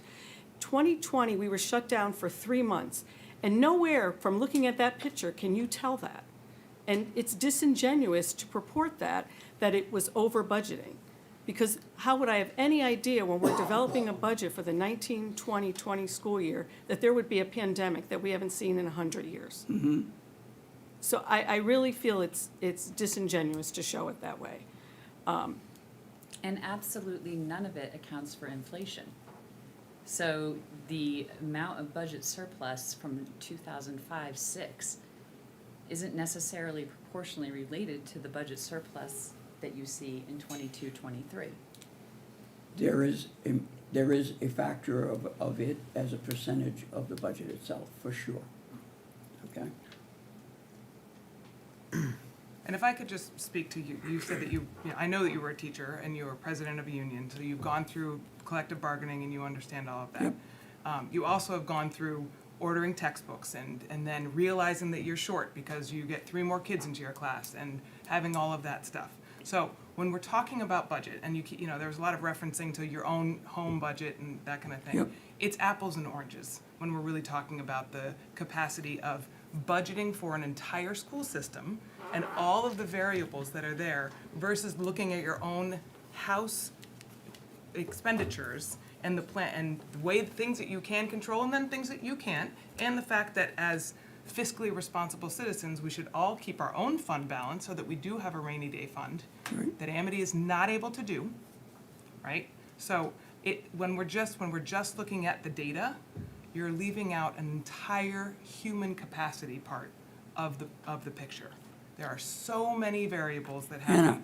And I have lived through boilers that have busted and various, I'm not gonna get into the details, but when the evacuations underneath the floor don't work and then everything comes up through the floor, and security issues and cybersecurity requirements now that were not part of the budget prior to 18, 19. I mean, there's so much insurance, there's so much that is, it's not only COVID notwithstanding, the world we live in is vastly different than it was 5 or Banana, 6 years listen. ago. You're taking that into account when these budgets get made, okay? And all of the things you're just mentioning are behavioral things that happen at an operating basis. I love the fact that you're stating those, okay? The issue here, in my judgment, and maybe there's some outlying years, Terry, but even in 2020, that 3.9 million one, all right? The increase from the benefit from a $4 million medical and dental is only 1 million of that, okay? What I'm saying is this, I think we can do better than having this much surplus. That's it, Okay. okay? Point taken. I would be happy to be involved in a process to do analytic work, to help identify where opportunities are, all right? I'm not looking for more work, but I'm willing to See, and lend a I hand. trust the educators. I trust the administrators to bring a fiscally responsible budget forward. I think, I mean, 4.9 is where they are now, and oftentimes things come down. Correct. And whether they, when, you know, depending on how everything goes and the feedback they're gonna get from their Board of Education, Right, who also has more information than we do as a board about all of the challenges that Amity is facing and that students are facing, and mental health needs and outplacement needs and infrastructure needs. They have more information than we do because that's what their job is, right? They sit on that board and on a gazillion subcommittees to find out all of that information. But fundamentally, what it comes down to, and this isn't just with the Amity budget, this is my feelings in terms of where we are as a community. We have to start restoring the trust. We have people who have been in these positions, who have a lot of experience, who are good at their jobs. Absolutely. If we don't trust them to do what's right, I don't mean, and don't misunderstand me, I'm not saying that we're not critical and we don't give critical feedback. And say, you know what, I'm not sure if you have a 13% increase, 13.5% settlement, that we really can't afford to have math interventionists right now. Maybe we can't, but and we can give that feedback. But to say that, you know, look at essentially to castigate them and say you constantly are running over budget, that gives the insinuation that the trust is not there. That's how it feels. but Anna, I appreciate that that's how it feels, and I appreciate we're having this conversation. Me too. That's simply the data, But that's all. it's not the data. It's not? it's the information in a vacuum. Because as Terry just said to us, first of all, they do this budgeting starting in September. Correct. For a year and a half later, right? Well, When they get their actuals back. And so they are Correct. doing their best based on all of the data. It's more a year, All Anna, of the let's be data fair. that they budget for the following year, but then they're not out of that budget for another year.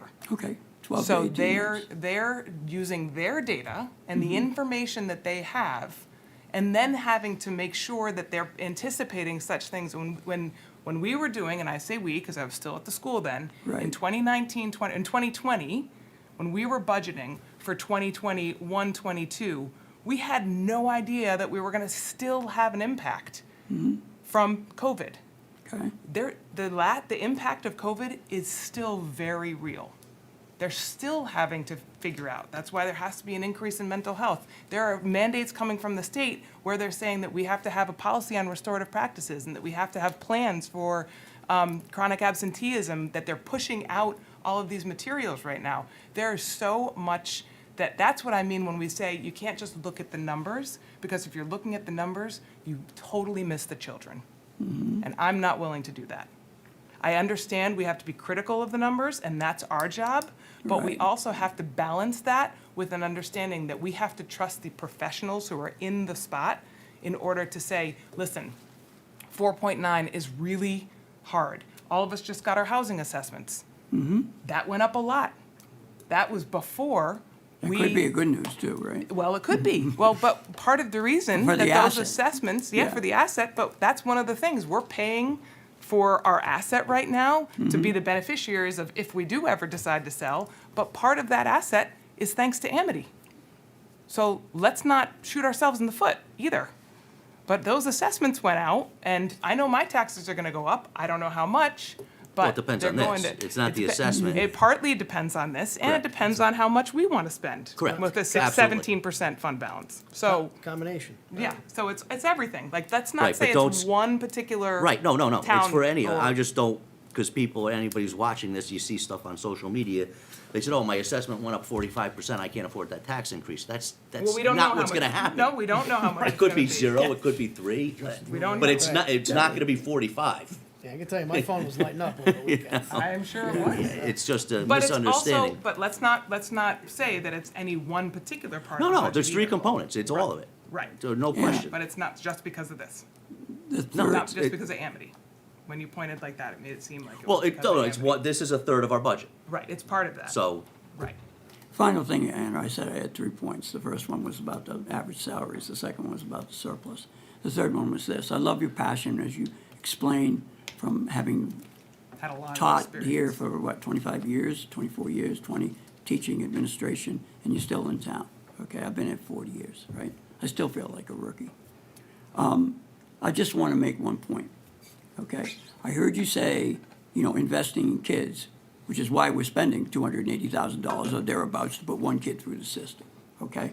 And why we willingly do that, and why, 64% of our budget is education, Kevin, something like that? John, am I? Yep. Right, ballpark? Probably pretty on Pretty, par for most pretty, towns.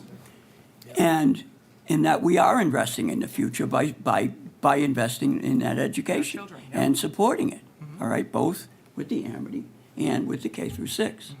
But getting back to paying for capital items, that's just, should it be something that we pay, not that we're not gonna pay for it, it's how we get the money for it. Do you basically put in your operating budget, all right? Or take your 2% from the surplus from that operating budget and then pay for these items that last a lot of years, all right? That's that's what we're saying there. Those should be bonded. And when you have bond amounts coming down from what was it, mid-20s down to 7%, to 7 million, the opportunities seems to be clearly there to consider when you want these things for the good and just reasons that you articulated, and were I still teaching, I would be just as much articulating, right?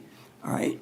And I think I've demonstrated through my support of the track and cross-country teams, boys and girls, over the years, all right? I go out of my way to support them personally, financially, as well as encouragement, all right, and whatever.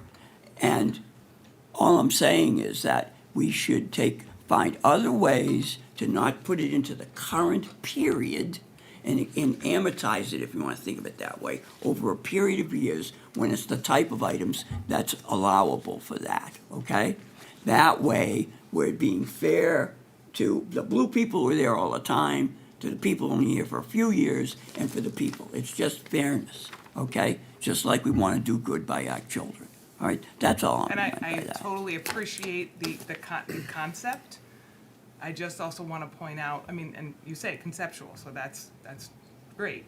But there's also a lot of resistance to that 2% capital non-recurring. They get a lot of feedback on the Amity side that that's not fair.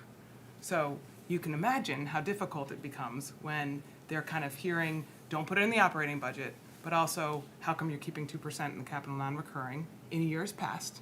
That has been what has been said. Okay. And so it's been a little bit hard to decipher what exactly the will of the local boards might be. So I think that we also have to recognize as a Board of Finance for our town, that we want to try to be supportive, and this is good feedback, right? This is a good way to look at it. You know, do you want to put all of this in one, or do you want to kind of look at it over time? But also recognizing, because the history that we're going back to, that you have so beautifully articulated and demonstrated here, but that history includes constant referral to this surplus and the fact that they put money in the capital non-recurring and have gotten admonished for it by people on this board, right? So just know that that's kind of where that it's hard to swallow both of those things. One of the So- good things that we should And try, if I could both just say sign one up for. last thing. Sure. Is that when people vote for this Amity budget, they're voting for education, right? Because we don't, even though it's a huge part of our budget, we also vote for it separately as a town. That's correct. So we are voting as citizens for the secondary education. And when we vote for our town budget, we are inclusive of that K-6, Right. which I'll I'd be very interested to see that, based on the new legislation at K-6, which I have a lot more experience with now, but that's a whole other, we'll get to that, and I'm sure in a couple weeks. But we have the opportunity to demonstrate our support and go out and do what we need to do for our secondary folks. I just think that we need to make sure that we are recognizing the benefits of everything that we're doing. And all I'm saying is that rather than kind of constantly questioning, I think we need to give critical feedback and like I said, take what you say here, like, I mean, again, being clear, 7.58 FTEs, it's not 7.58 teaching positions, it's total positions, including support staff, paraeducators, interventionists, those are which are not the same. And they all get a salary. They all get a salary, but And not you all could the average same those salary. salaries, right. But there are probably 3 or 4 different average salaries, right? Because an average salary of a teacher, the cost of a teacher, No, I'm talking about the 7.58. they're not, you can't Yeah, just 'cause they're not average all them the same. out. I know they're not all the Right. same, but they all have a cost. One's 10, one's 50, right. one's 100. Right. You add them up and you divide by 7.8. Right, but it's not what you. We can break it out in that spreadsheet. Right, we would have to Yeah. go Break it out. a little bit more Excel spreadsheet. into it. I can't even remember what the 7.58 is, so I can't even speak to it. Some of it is stipended, I think, right? Which is not even, it wouldn't cost the same. But my point is that if we try to pull everything together and paint this picture, it's not actually the most accurate picture. We want to look at the data, but we need to do it within context and say, what is something that we to show that we support and we understand the needs, but also that we are being fiscally responsible to our constituents.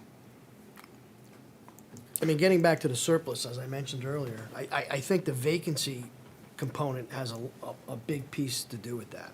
I don't know if you probably don't know what your vacancy factor is. I mean, it's much better this year. Yep. I think what we experience, but we still have vacant positions. Yeah. And Just a lot of teachers coming and going and. right. And I think what some people have failed to grasp is that the vacancies still require a human being. It's not just an empty It's a position. substitute, right. So we have substitutes. I mean, the teachers, the number of times they picked up a 6th class and just taught an extra class, which is totally different than hiring somebody to be a teacher, because you lose out, I mean, the benefits are not there, and then you oftentimes are not paying the same amount as you would for a teacher.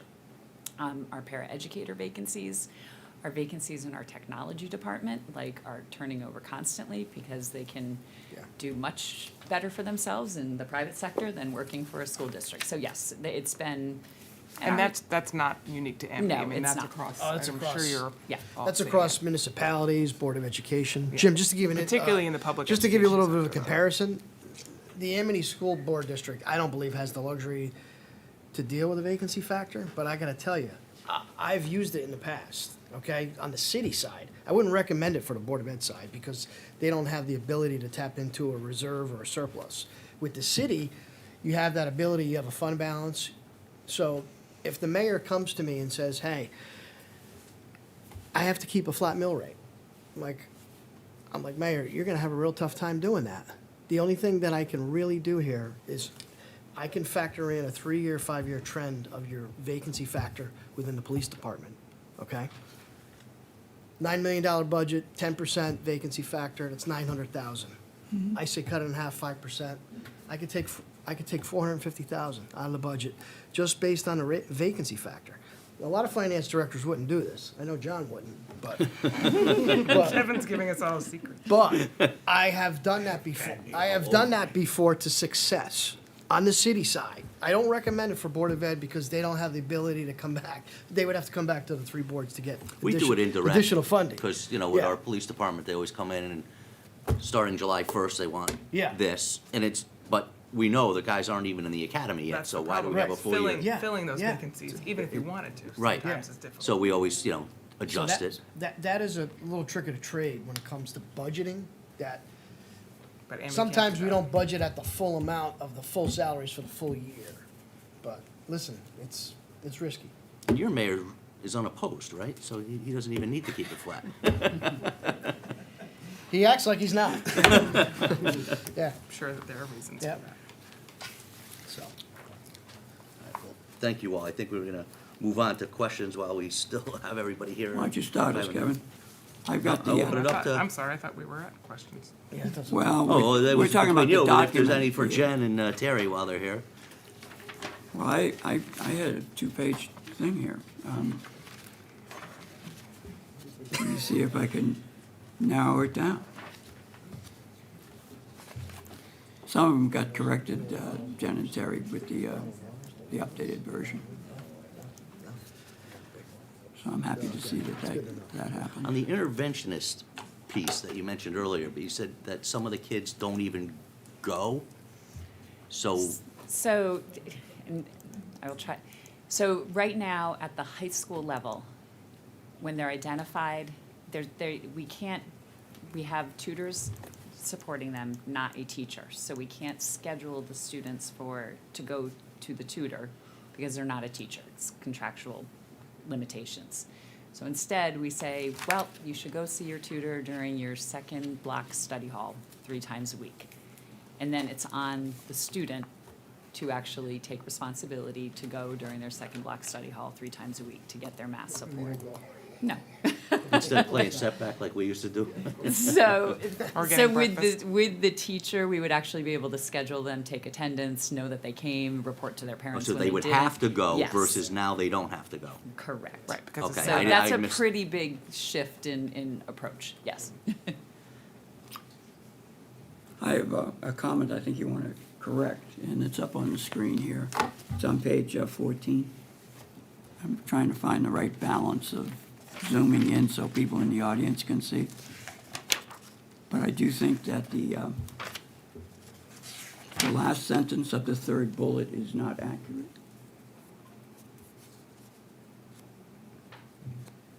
There was a 13-year span where it was the first try.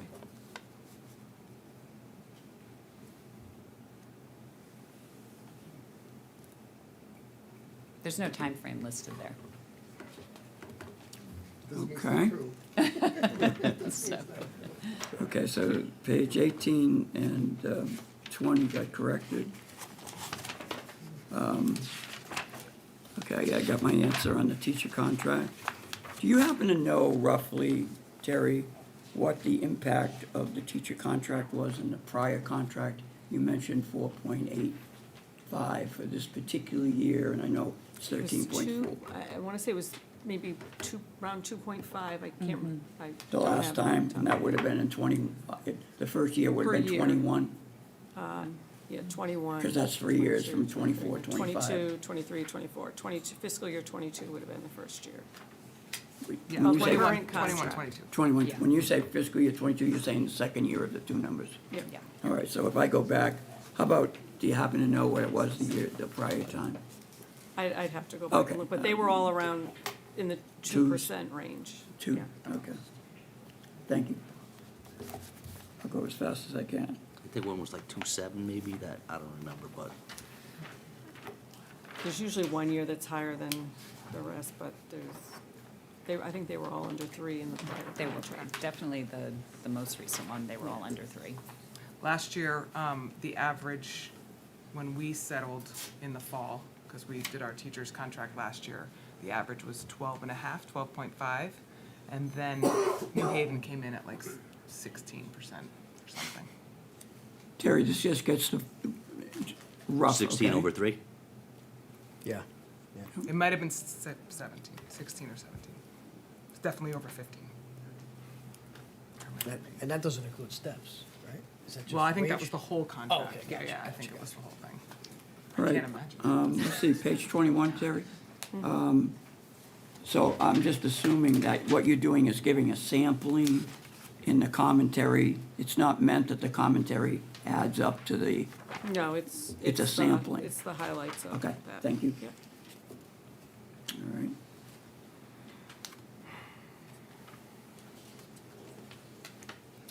When I go to the next page, page 19, I'm trying to understand how the words, We were just on page 21, right? So we're going backwards? Well, I'm just going through the ones, questions I have. Oh, okay, because you jumped, we were just Yeah, on we were on page 21, I didn't know. No, I apologize. So, no. Oh, yeah, you're right, Kevin. You're 100% right, thank you. One on page, well, I'll go to page 22, actually. Terry, on the medical and dental, the second sentence, keeping the reserve at 18% saves 306. Is that sort of like if it had been some other number, that's the savings? Is that? how- Yes, the administration would be more comfortable at 22%.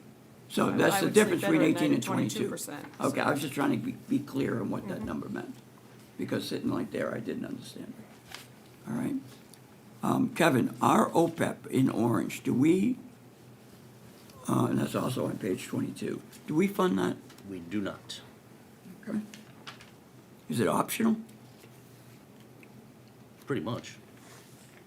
We fund it as we go. Okay. Yeah, if somebody needs. So that's a decision that is made in DME? Back Because I know we've cut it in the past in in some budgets. I think 2008, they established the OPEB trust fund Yeah, Yeah, it's for the trust fund, and yeah. started to fund it. but the amount that you fund, sometimes, some years it's been zero, I'm pretty sure. In the beginning, we did not fund it, and then over time, we began to fund it at the urging, basically of Tom Hurley, that we Yeah. should fund that. And we go by the actuarial, determine employer contributions as to how much we should put in there. Do we get such things? Yeah, we get an actuary too, in city. Yeah, side. we actually had them here at this table one year. Okay, but we still don't fund it, okay. Our OPEB liability, if you remember, was 40 million last year. I would imagine it'd be much higher than ours. Okay, Because they throw everything in that calculation, all right, so that one. as if you don't have correct. insurances. I mean, it's crazy. Our yearly payment, if I remember, is over quite $1 million a year, and that's in the audit too. Yep. Right. Okay. Boy, this is tough to do. I can't tell what page I'm on. 27. No, what, it is 26. This has to do with the projects that are large. That third paragraph, I think it's the third one, on page 25, which I'm having trouble. Joe, you're gonna have to keep it fair for me, babe. Yeah, me too. I'm not a fan of using PDF. Oh, I see what happens. Yeah, this is it. So this is large unbudgeted facility repairs. See, to me, those would be things I would think we would want to put in a bond. You know? Well, Sometimes. And, it would be fabulous if they all broke in the same year. well, That maybe would be there's very helpful. maybe there's a creative way when you, to say, we want a bond for these three categories, our equipment, facilities, and technology, say, all right? Should be three major categories. And let's get a team together, get people from perhaps even the finances for the two towns. Kevin, for example, nominate Kevin.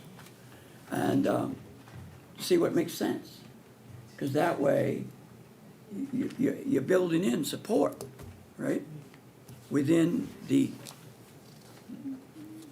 and I think that was the whole original intent of the MD Finance Committee, was to build back the trust, right? From, so, anyway, I think the whole bonding of items, technology, facilities, equipment, right? Maybe you can we'll go out for $20 million in bond, and here's a sampling of things that we're gonna pay. What if they I don't know what don't need that? Like, Huh? what if they don't need $20 million? at Whatever one the particular amount time? is, okay? But I don't know whether or not you could be flexible enough, and I don't need to have it answered now. But I'm giving the idea Okay. that large things, because you've already mentioned, some stuff comes up unexpected, and it's pretty costly. A lot of stuff. So you could put in unexpected, or whatever, I you don't know if you know? can bond for unexpected. I don't know. I don't Well, know. But I think people bond stuff, they're trying to, credible people with a good plan, even if it has some Usually it's like uncertainty. a building project, right? Like it's like Yeah, a, yeah. a large, you have a 20-year plan life, for 20-year life. a new building. When- Roads like and when other the- things we've done here. Roads, yeah.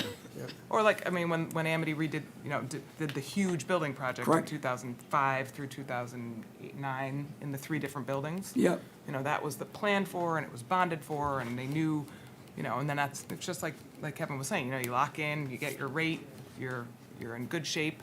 But I don't think that, you know, you could bond for just kind of stuff I that mean, might and happen. it's certainly something we can consider, you know, all those I don't roof know. renovations, we did because we could get another 20 years without going out to bond for a whole roof replacement, but if we think that replacing the roof instead of just renovating it is a better decision, and we go bond for that, then absolutely we would do that. Technology would probably be the one that, you know, I know in our conversations, they don't really recommend bonding because it. Short life. Exactly. Yeah. It lasts far less than the bond did. I mean, the- 5 the- to 8 years tops, Yeah, right? 2019 was when they redid the switches Well, at I'm Amity. not sure. Well, Depending on the technology. yeah. what I think you you're need is, talking. you need good and infrastructure smart doesn't people, last. fully invested to investigate this. But I will tell you one thing. From 40 years of dealing with, basically, what I did in organizations is I solved problems. And the one thing you have to do when you solve problems is take nothing assumed to be correct. No assumptions. That's the way we've done it. Can't be done. In this case, you can't do it that way on a bond. May be true. But the way Yeah, you solve certainly big-time could problems in happen. organizations, I was forced to learn over those years, is you have to question everything. Peace. I'm giving you an idea. That's it. I'm not gonna You're say. giving them an idea. Yeah. But they, whatever, okay? So I'm trying to get through this fast. All right, you corrected that one. When on page 31, Terry, if I could focus to you. Maybe I don't have to get it on the screen. Under the first risk factor on the top of the page, the budget assumes there'll be 5 teacher retirements. Does it ever happen that people leave, or do you call that a retirement? In other words, I'm there for 15 years, I say, I'm out of here. Yes. Resignation. It's called resignation. Okay, but does that happen too?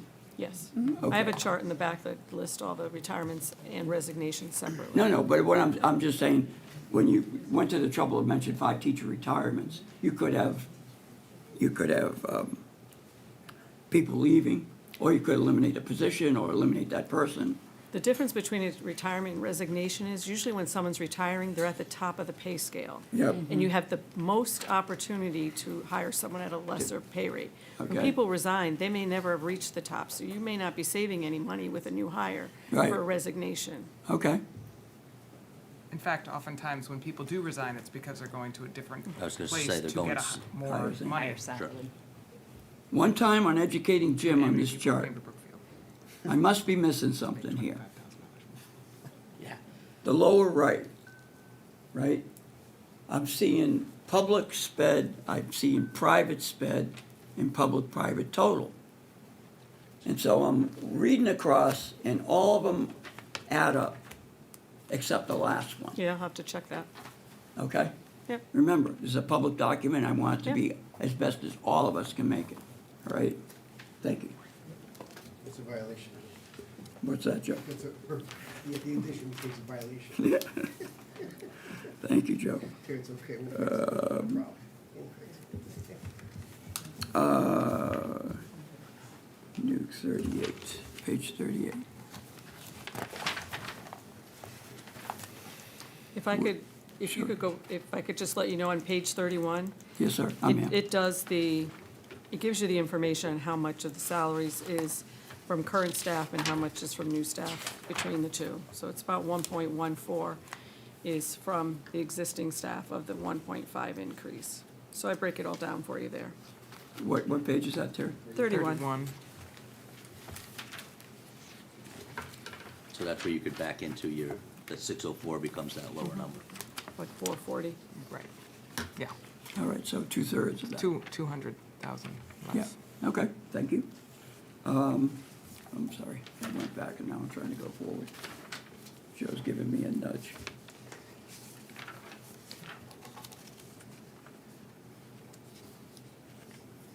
Terry, on page 38, this happens in the oil, it happens in the national gas, and the transportation supplies. So here's the way my mind works, right? I'm seeing 283 a gallon, I'm seeing 317 a gallon. I quickly say that's 34 cents a gallon. I'm seeing 20,000 gallons. And I'm saying it's 1/3 of 20,000. It should be 6.7 thousand, and then I see 39.70. Is there other components of that budget item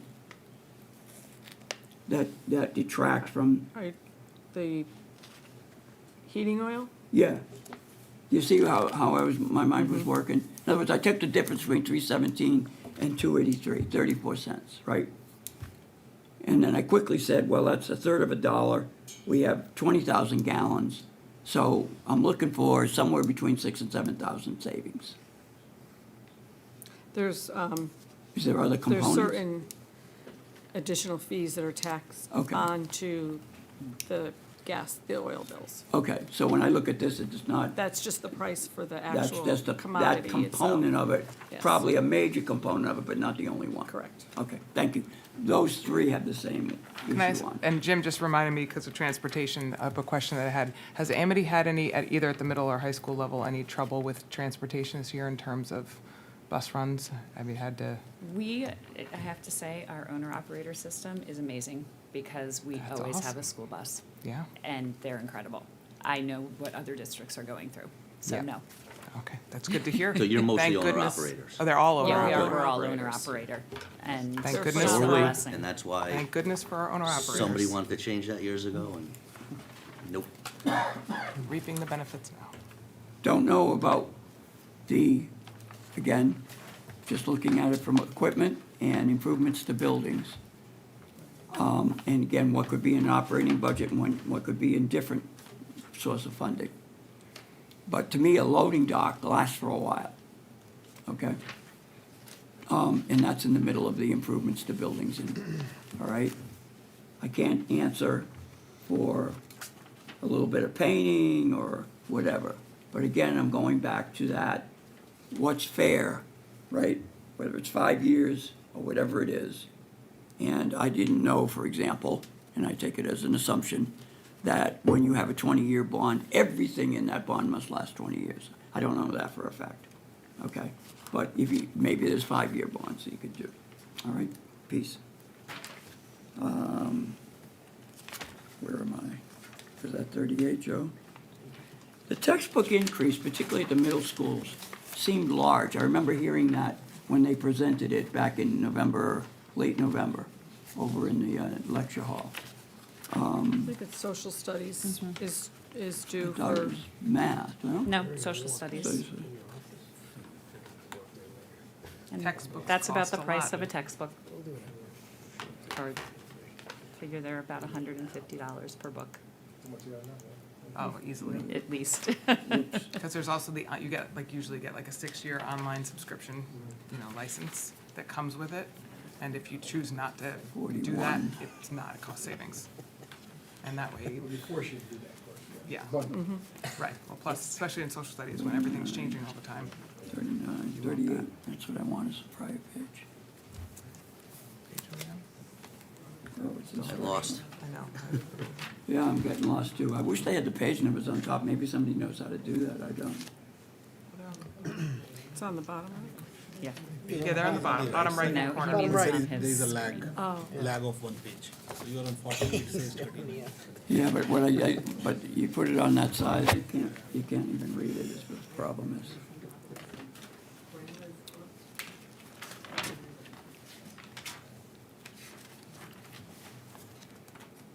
There it is, instructional supplies, top of page 38. It was in the same one that, oil. It's not. Budget is increasing, okay, $20,000. Psychological tests, physical education supplies, social reform workshop materials for middle school, social studies courses. Is that materials provided by the state, or how do you guys look for it, or how does it get determined? The department chairs work with the assistant The superintendents. department chairs on, when we have textbooks. Pardon me? When you have a textbook purchase, it would be the department chair every time, probably. Well, it goes through the curriculum committee, one of the board subcommittees. Uh-huh. So it's brought through a whole process in order to determine which Which one to textbook. get? Thank you.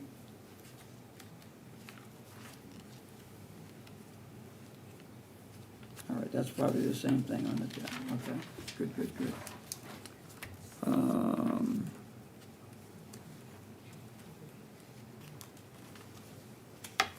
I've got one on page 74. Well, first, let me show you a couple of slides. Last two.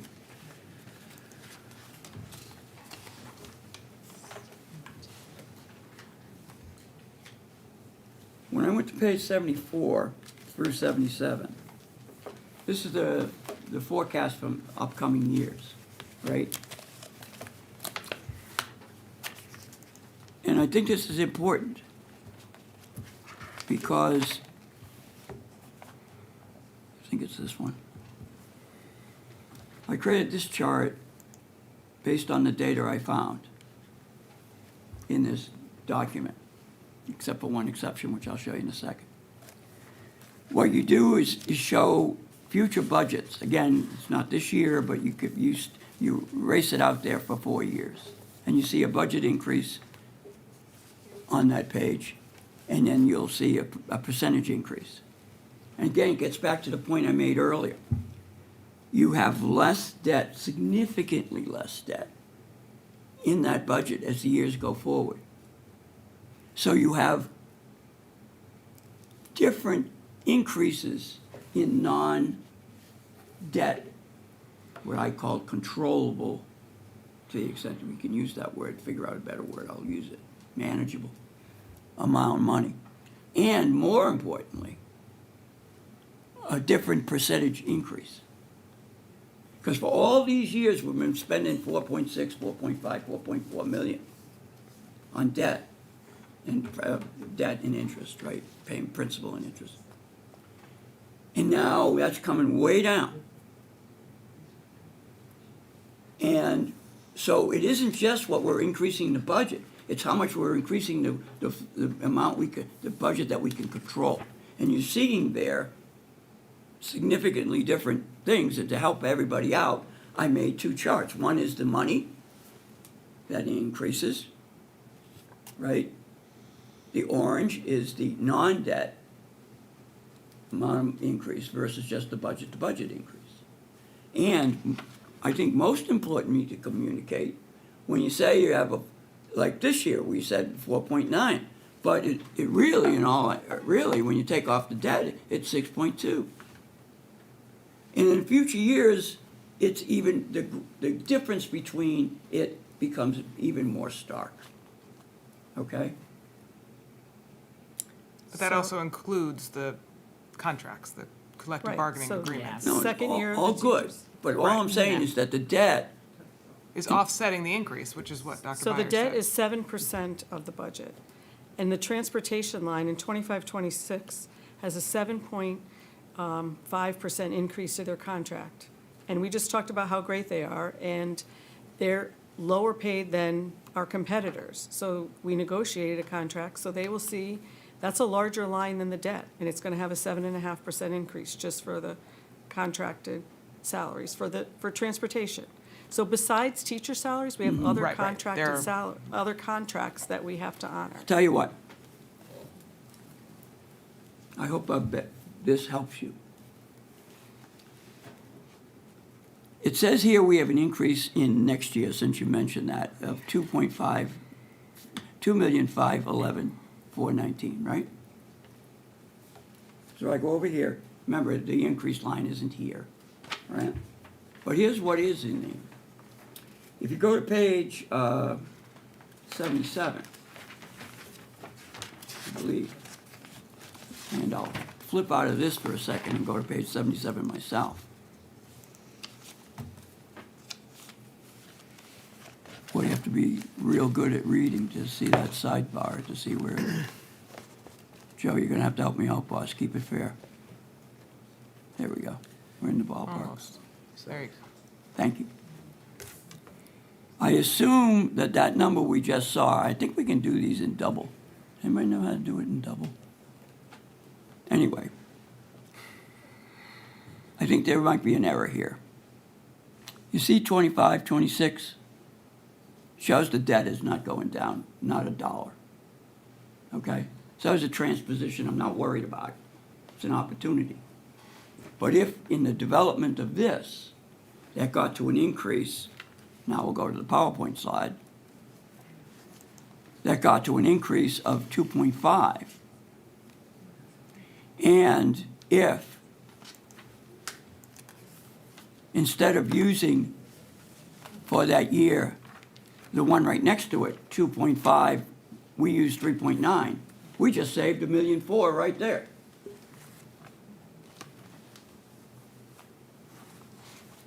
Yeah, I'll check the number. Okay, which could be a big, big opportunity for everybody, right? Because I assume that this was baked into it wrongly. I think they're off a year. The Yeah, it's off a 2.5 year, did it slide got over. deep, however it So, happened, I'm not yep. worried about it. All right, all I'm saying is, as we go forward, the communication to our public, ourselves, about percentage increases have usually been budget to budget. But now you can see that, that dramatic drop in debt, principal and interest, it's really what we should be looking at. Since it used to be flat, it didn't matter. But now that it's gone down so much, over the next, this year a little bit, next year $1.5 million, $1.2 million, 600,000 cumulative each year. Going down to not 4.4 million, but like 6, 7, 800,000. Then the orange number really is the number on fairly representing what the increase is non-debt. Well, until we investigate your suggestion that we bond for a whole bunch of big projects. And that could help We too. can increase the debt That's- some more, Jen, that's my so. point. There's opportunities. Opportunities and that could then, and if you do good opportunities there, right? That Right. makes it easier. And we'll keep it at 4.9. That's right. What, we have to, at some point, we have to translate into mill rate that people are gonna pass, right? Well, remember, it's a third.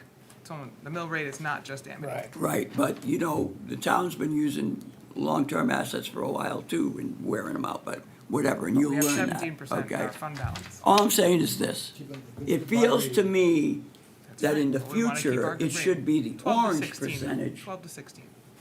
until such time, or at least be aware of both, and communicate both. I think that's fair. I think we'll still follow the practices recommended by our, Ard? our auditors. And I think that's always So I have a question been though. What, budget to budget. why, I appreciate this, but what is the fixation? Because if we are, in fact, realizing gains because of the debt service going down, Yes. and the actual increase, including all of the collective bargaining units and the various, contracts that need to be settled, what does it really matter if it's 4 point, we're realizing that. I think, in fact, while this is informative for us, it could get very confusing if you're a person who's just trying to look at a budget and you're saying, well, which is it? Is it 4.39 or is it 7.39? Because if I'm trying to just decide, like, is this something that I can get behind, and again, not just the numbers, but looking at the whole package, is it, I can imagine, based on, people just wanting to kind of know, where's the orange budget? Where's the Amity budget? I have to vote twice, right? One for orange, one for Amity. What's the budget increase? What's the bottom line? And if the bottom line is 4.9, okay.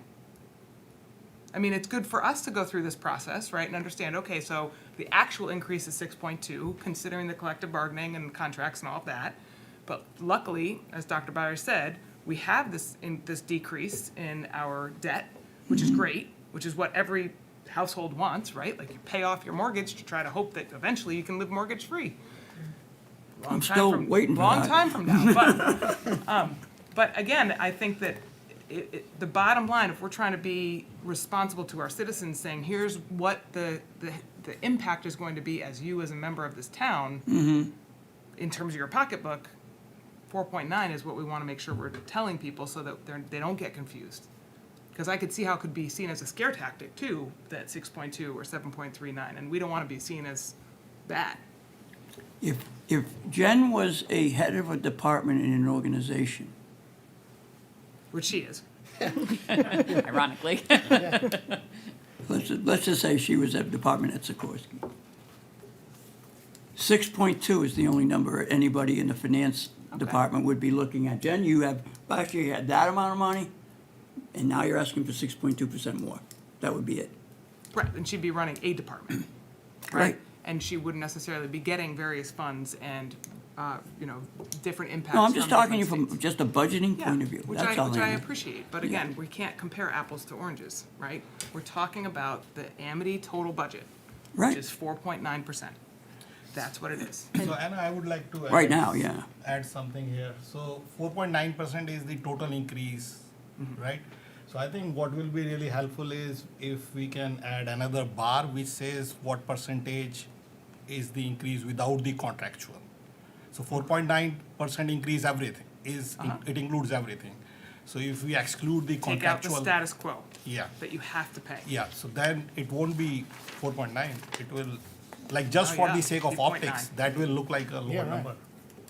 You limited like 0.9. Do you know? So 91% of the budget goes to contracts, whether it's salary contracts, groundskeeping contracts, bus transportation contracts, special ed mandates. It's 91% of the budget. Debt service is in there, has to be. Yes. Yeah. So you're talking about the actual increase in terms of changing of programming or enhancing programming, not just status quo programming. Right, because It sounds like contractual, it would be like 0.25, 0.3% increase at the most. I mean, I'm just. 0.41. There you go. Lower than 0.41, look at that, they're within budget. We were closer than anybody else, Joe. If you want them to go 0.41, I'm sure they'd be happy to take By the it. way, because if nothing can be Yeah. done about the contractual I increases. think that's a good point, Ajit. Yeah, really, yeah.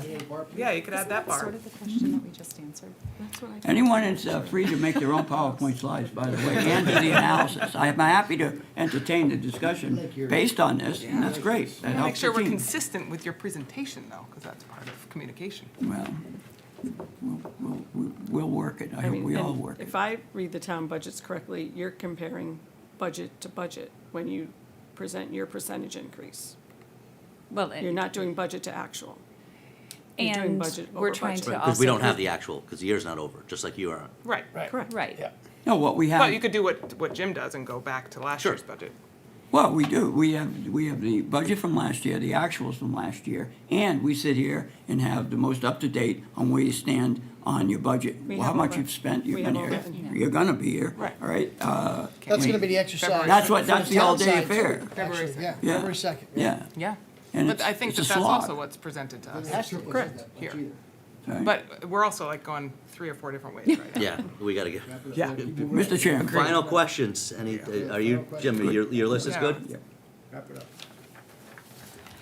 So, Mr. Mezzo, Mr. Hartshorn, all of the Board of Ed members, we're doing the same thing that we did last year. So we're gonna have a document on our website where if people have questions at any point between now and when we set the referendum date, you can get them to your members of the AFC or the Board of Ed. They can edit the document, put those questions in. Ms. Loomis and I will update it about once a week, so it's just a constant running list of questions and answers. So we're happy to have those. And if anybody has problems actually getting those questions loaded into the document, just email them to us and we'll put them in. But we And just email Joe if we have questions. that's probably the most direct, easy way. Yeah. So we would email, if there's something in here I want a clarification on, send it to him, and then he puts it on the website? Yeah, he basically can put it into the website and then everybody can see the question and everybody can see the answer. Great. Thank you. Thank you, Terry. Thank you, Jeff. All right, guys. Thank you very much. Thanks, Thank folks. you.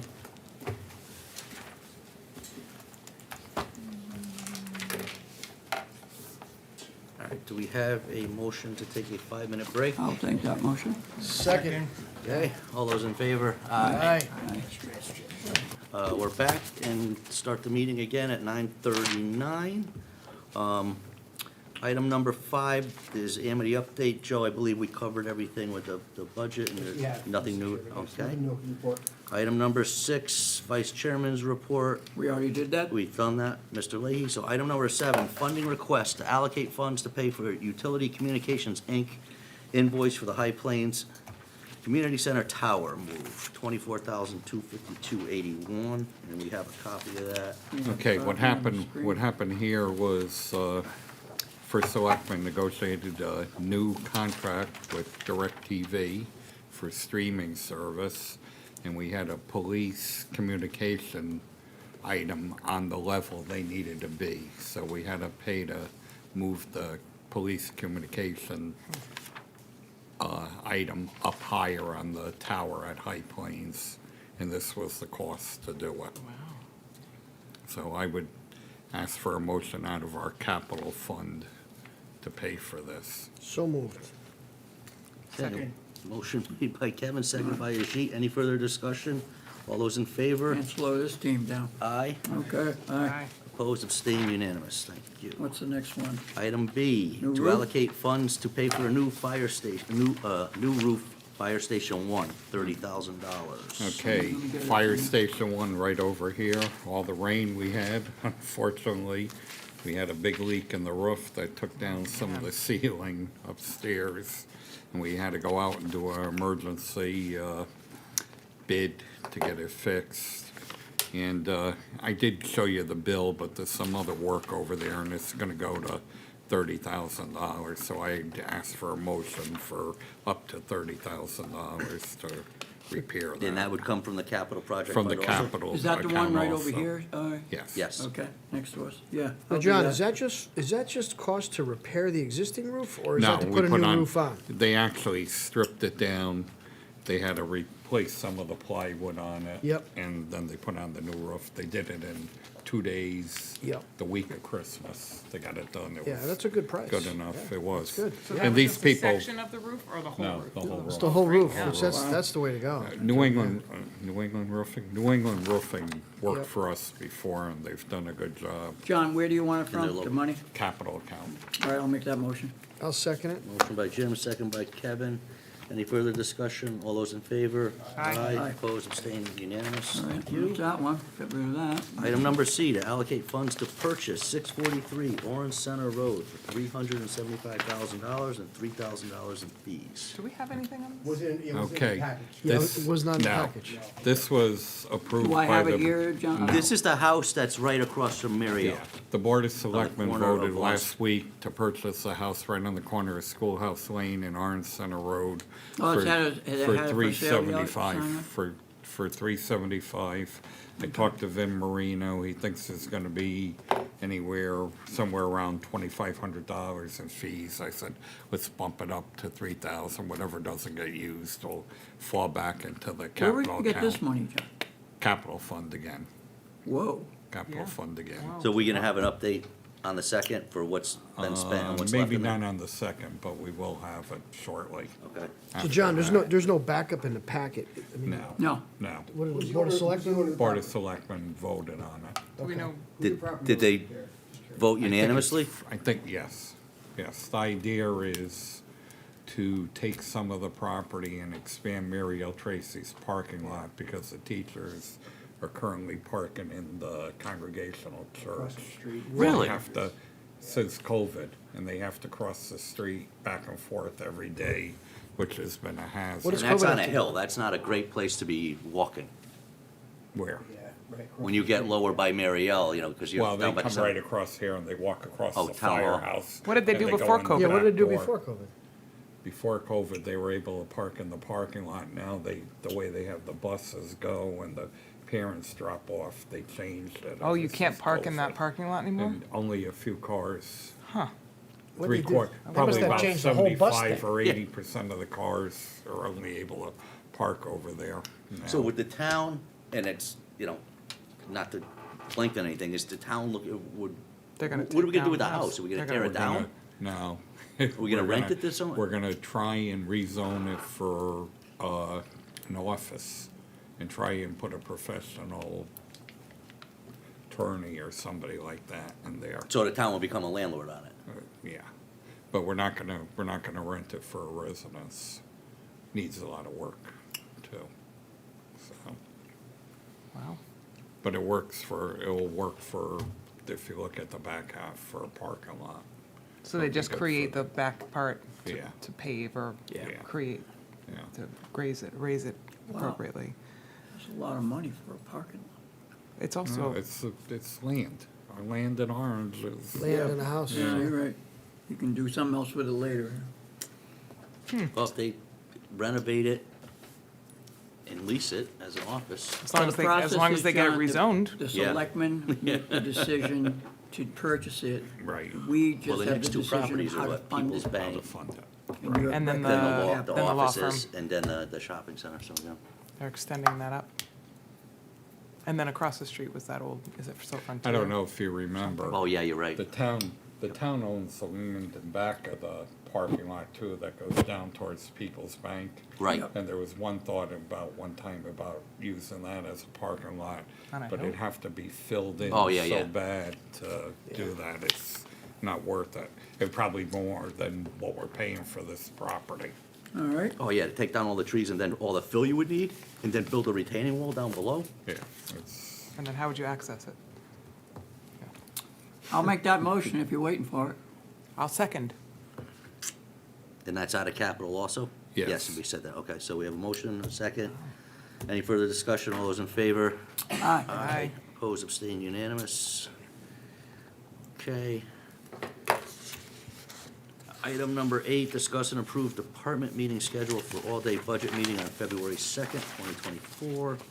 Oh, the meeting schedule, I got the wrong one up. okay, and this one Nope. pretty much follows what we did last year. Where we have Mary Shaw, it's gonna be Mary Shaw and the Registrar of Voters. Because of the new early voting, they're gonna come down and talk to you. It's gonna be quite a cost to do this. It's a very bad idea, It's gonna be quite a cost to do this. because we have to be open on a Sunday, right? We have to be open 2 weeks before the actual thing.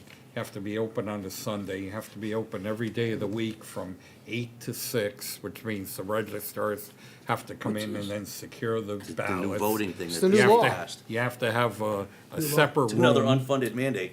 Sure is. Basically, it State's is. good at that one.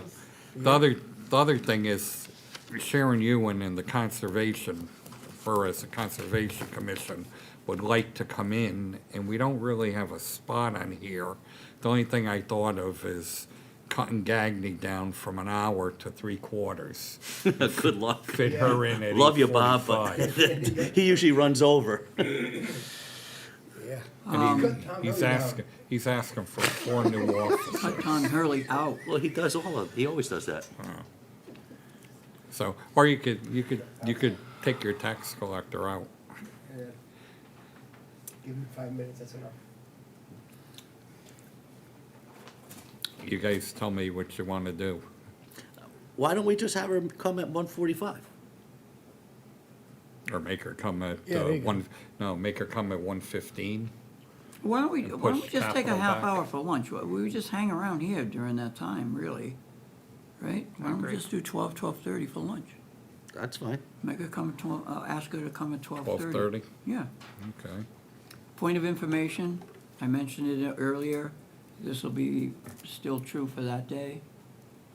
So I'm gonna be here, I have to leave probably 9:30, I'll be back, it's variable, but 10:30. So you'll miss the police.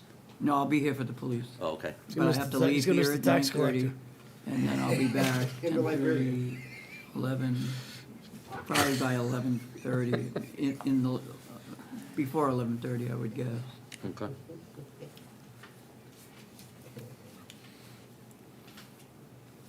Okay, and if by chance we do have our budget, I'll add it on at the bottom, but chances of that are probably less than 50, not our budget, our audit.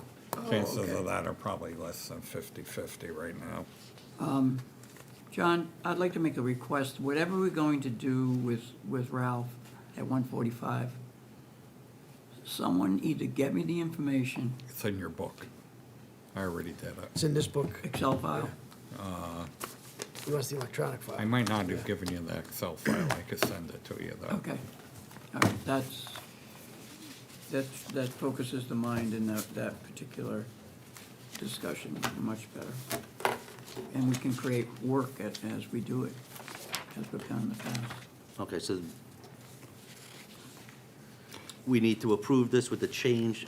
Lunch is from 12 to 12:30 now. 12:30, we're gonna add in the Conservation Commission from 12:30 to 12:45. Okay, Maybe we start at 8. Yeah, yes. yeah.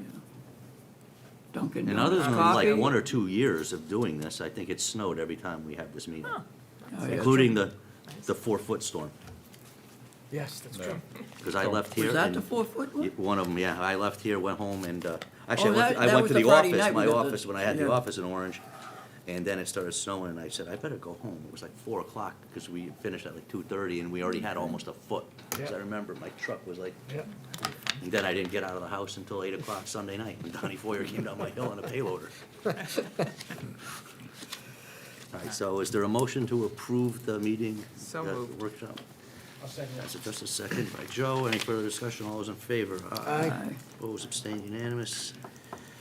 Discuss and approve meeting dates for budget hearing, April 24th or 25th. Okay, this pretty much Got a follows calendar up there if you wanna see our it. previous years. I did talk to Dr. Scarpetti today. No, this is later than usual. This is good. Yeah. Last year was 2 days after tax season ended. Oh, well, Dr. Scarpetti thinks he'll be ready on Monday, March 4th. He said if there's a problem, the 11th would be the next date, and I told him I thought that'd be okay, but he thinks he'll be okay for the 4th. We've usually done it on that first Monday of March with him for the last 3 Yep. years or so. So again, you guys need to be done by the 29th of March, so then I could do my thing and get it in the paper. Our regular meeting on the 15th of April is usually canceled due to It Kevin. will be canceled again. And there's nothing to meet for. If we finish the Right. budget, we're good. Right. Yeah. So now you need to decide whether you want the budget hearing on the 24th of April or the 25th of April. 24th is a Wednesday, as you can see there. 25th is a Thursday. Yeah, we usually do it on We've used both Thursday, in the right? past. Yeah, let's do the 25th. Well, we could, everybody can I vote on agree, it, but I agree. yeah. The 25th. Give us an extra 25, day. we'll put it on that. I'll make this edit Okay. here on this. Because after, since you're giving me that date, I'll then give it to Ian tomorrow, and she'll put it on the Board of Selectmen's agenda to then schedule their town meeting and the budget referendum. Okay. It's not, since we're talking calendars, And it's Portugal's Independence Day, the 25th of April, so. All right. We'll celebrate together. if it were possible to get our budget done, what'd you say, you wanted it done by the 31st? 29th. 29th? I would love to have it done the week earlier, because I 22nd. was, assuming everything goes right, I kind of would like to go visit some people that weekend before. But, If you do it, if you try and get it done the week earlier, that might be fine. I may end up in Florida on the 20th through the 24th. that's exactly where I'm saying, John, why can't we get it done by the 19th? Well, because we never know. I mean, we could have I know, state issues I'm that. just surfing it now in January No, I mean, we 22nd, do our that's best to all. get it done. Whatever we have to You do know, to we've get had it years done, when we will. delayed it because we didn't know what the state was gonna do, but I think, Yeah. Oh, yeah. I don't think we have any issues. not with gonna that I mean, this we year. definitely have to have another meeting in March besides our regular meeting. We Oh, usually, you usually have two, You're gonna yeah, have one on the 4th with the Board of Ed, you said, right? yeah. maybe, Hopefully. But I mean another one somewhere in there when we finalize the budget. yeah. Yeah, Yeah, we usually, plunk some stuff in here.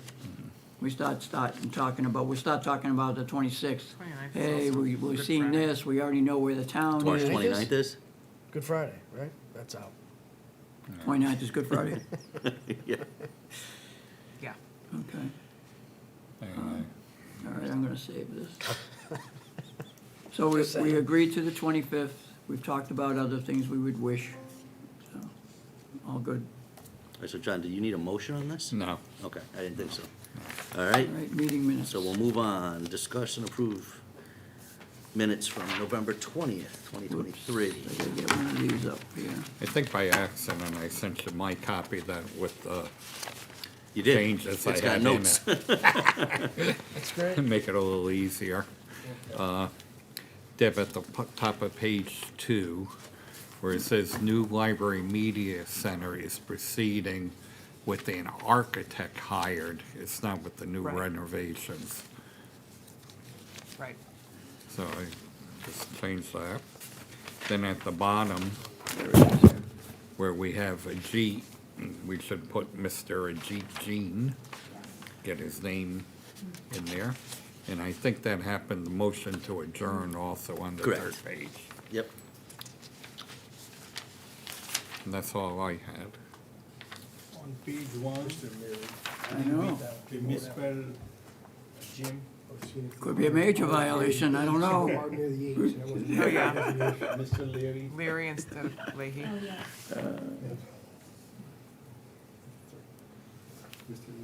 I'd like to have Dennis Leary here for a meeting, that'd be fun. That would be. Especially his Red Sox commercial he did way back in the day. Maybe we could do something with that then. Amy's OPEC, first OPEC. It's OPEB, yeah. Where are you, Joe? Second bullet. Second bullet, page 1, all right. OPEC. And he's digging into some oil reserves. OPEB, yeah, OPEB, right? Okay. Yeah, teachers' contracts appears to be a 12 to 13% increase. Probably be good to say over 3 years. Where are you? Bottom of page 1, same bullet. Same Mr. Nuzzo bullet. I think it's over 3 years. Yeah, it's- Although it's actually a different thing, I think that's what you said, Joe, 12 to 13%. That day.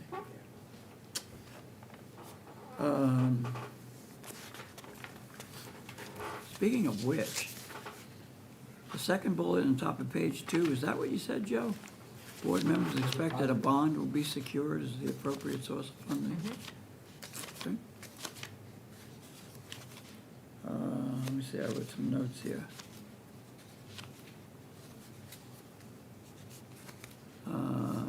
But Vice the bond Chairman, was for, I'm sorry to interrupt, the bond was for the actual project or for just the architectural, No, the project, right, not the Yeah. art. The project. the yeah. actual renovation? Yeah, the entire project. Just the way that it's written, it sounds a little bit like it's the architect. Yeah, for the full project, yeah. So maybe just appropriate source of funding for the full project, full or the project, full yeah. renovation. The renovation project. okay, on the second sub-bullet, under section 5, the Vice Chairman's report, John, I see you have a question mark. Average daily membership, Yeah, and I think it would be better if you put ADM, at the end. Deb, after you say the words. And then maybe say something like this. ADM, starting another sentence that isn't there, determines the budget, goddamn Jimmy, cost allocations to the 3-member towns in any fiscal year. In other words, it provides a little bit more. I assume that we must have been talking about that. As long as somebody said that, Well, No, that's- yeah, come on. that's If what somebody Jim and I reads it, talked about that. Okay. I think we did. so we're good. I think we're good. We got a Jeep down there. Jim, item 5, last bullet, Yes, Mr. Cifarelli made mention. Mike, Oh, Yeah, Probably he- should be hold on. You There gotta he put goes. your mic on. item 5, last bullet. Yes, Mr. Cifarelli mentioned that the state is considering or made mention. I think we can correct that. yeah. oh, Mentioned. mentioned and take out the word may, saving of one word out of it's possible two, and William Strunk Jr. is feeling good, even as we talk. If this was passed, right, instead of were. Is that still on the table, John? Yes, It is. So that could be a problem come yes. March with finalizing the budget. Go, Russ, and turn that. I just- Because we They all of a set sudden up, lose, they set vote up on a a budget committee and lose last car year to revenue. study it, and they're supposed to report back the end of this month to when the legislature reconvenes on it. Yeah, make sure it'll be Eliminate up the car there. taxes, which who would benefit whom? Would eliminate car taxes. I don't know. The I've goal talked, was I've to eliminate talked car taxes in the to, big I've city. talked to some of our legislators and told them there'll be 3 mills at our old rate if they eliminate the car taxes. Right. That we'd have to make up. It's Yeah, $6 that's million. one thing taxes some people On top of don't pay. on top of a revaluation year. Yeah. Yeah, that's a, And That's be insane. I get capping it, because people in Waterbury at their mill rate, that's fine. Right. But, you know, I got a client who has a McLaren. I don't even know what that is.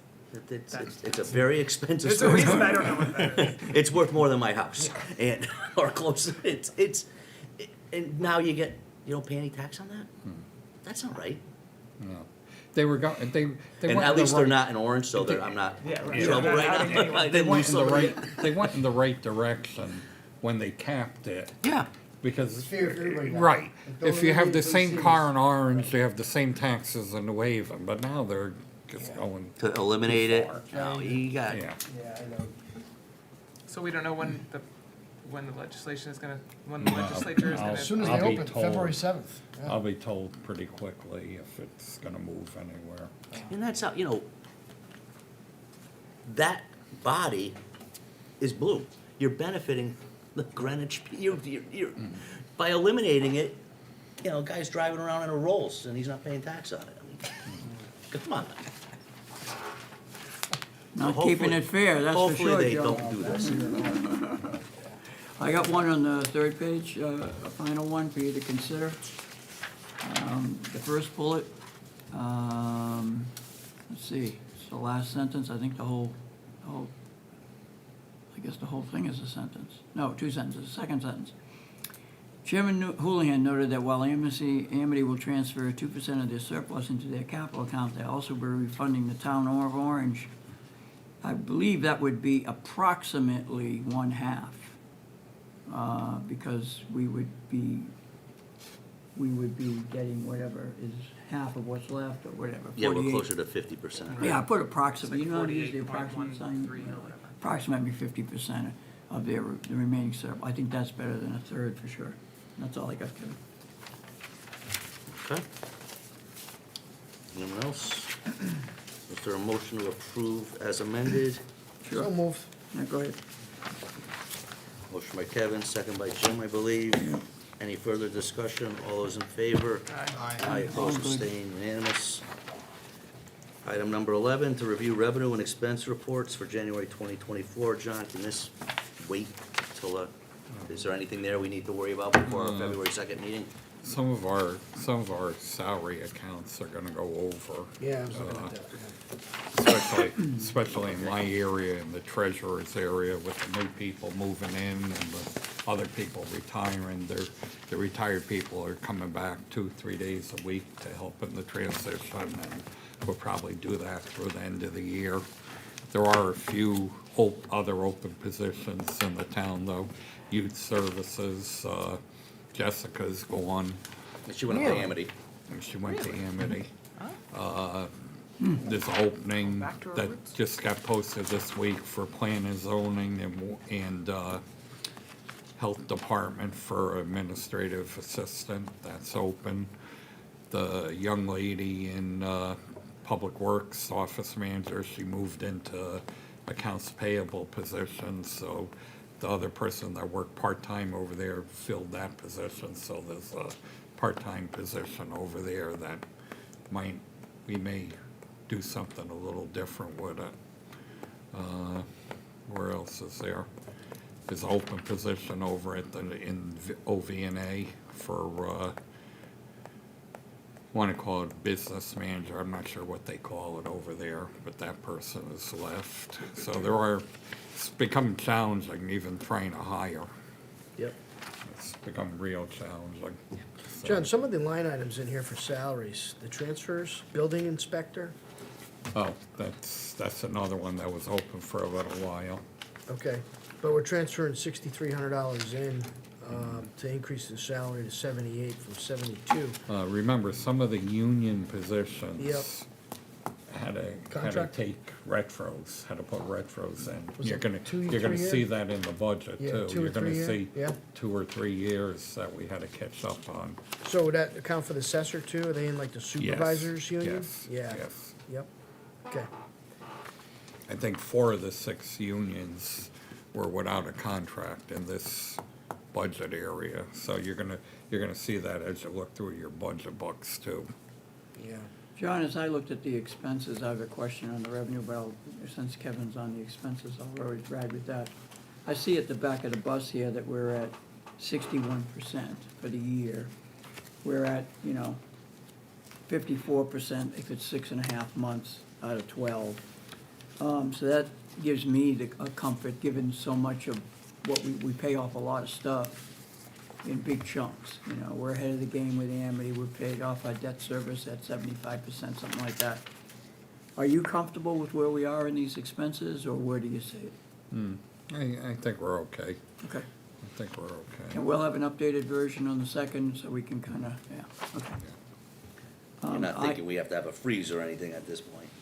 No, we may do that, but. You got so many vacancies probably, right? Yeah. People that, Where we don't have them in the police department like we've had them before. I looked at their Yeah. salary items and he's pretty much covered most of his openings over there.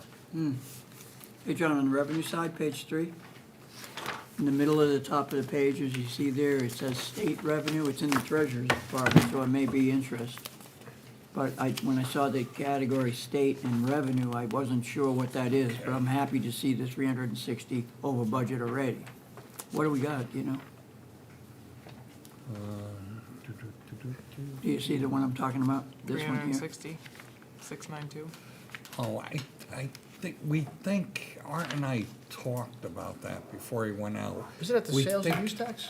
I Sales think and it use tax? was, I think it was the money we got back, the municipal revenue sharing. Yeah. Where your budget, you had to Oh, be if you under keep the 2.5. budget under a certain percent? I think so, yes, You had a cap. yeah. The cap had to be under 2. That might be Yeah. something good. Right. I don't know if Anna is aware of that. No?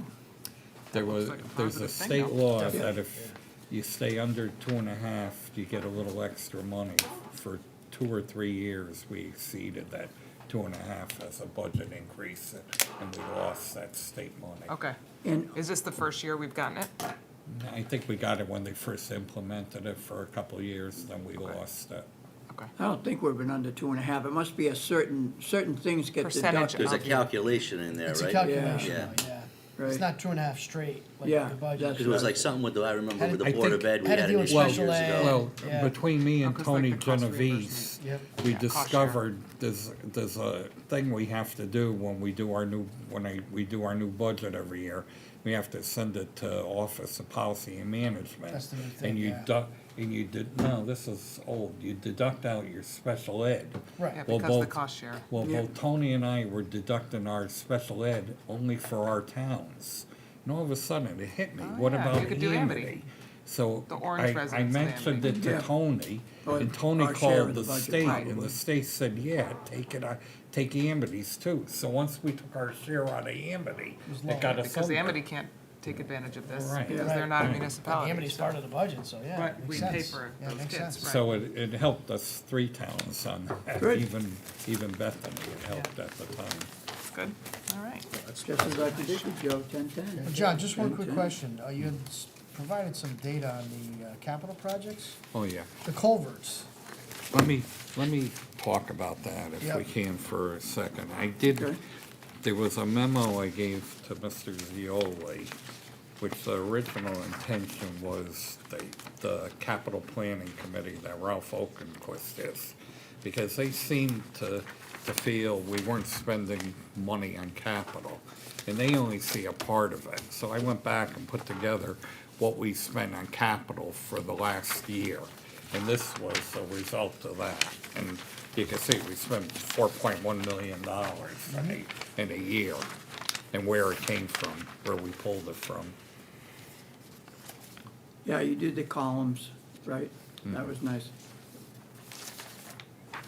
Now, is the plan, so originally, the $4 million of ARPA funding was gonna be used for engineering and construction for the culverts, right?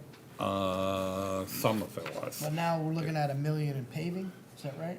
You gave it to them a couple of years ago, or last year, Last whenever year. it was. Yeah, that money's gone. There's a little less than $1 million in there, in the ARPA funds, Right. Total. total, And we have this 2.3 million thing staring us in the face. right. You also have. So the plan is to which- bond for that. Not necessarily. That culvert thing may be coming in this year. They're in a design phase right now. The 2.3 million? Yeah. So if that comes in, Well, we're not What are gonna we bond looking at for it. doing? What are we doing? It's up to the Board of Selectmen. they They're the wanna ones- jump they're our the property ones that- taxes by 2.3 million? And they're the ones that's doing that. That's why I said you can't take this capital in pieces, like, like they're asking for road paving. You gotta look at some of these things. Well, no, that's why I said back when, that we weren't gonna, when they were here, I think, October, November, asking for money, said we, because this is huge. I know it. John, do we have a full list? The partial fund balance, and we knock it down and, whatever, but that's a big number. 2.4 million, construction, yeah. Yeah. Certainly we should. Do we have these? I'm not, That's what I wanna do. all the stuff, maybe from the last 3 years, capital, what are the other ones, Kevin? ARPA or something? ARP funding, yeah. And then some other thing. All right, I'd just like to kind of have one document, not just, but this is the next 3. I'd like to have the next 3 in, kind of with their brothers and sisters from the past. I'd be happy to create it, but I think the document would be, I need the data, but I think the document would be helpful to see, because, for example, when you put all the money in the column for ARPA, and you put the data, then and you have the total in the bottom, and you know how much they have for that particular one, then you know how much is left. I mean, it's a perfect control sheet, right? I think that would be very, very helpful. I assume this one was done, I don't know how to turn it sideways. This one was done in Excel, John, is it? Yeah, okay. So I'm offering to, come over for a few hours, is that what you want to do? But I think it would be real helpful. How do you do it? That one?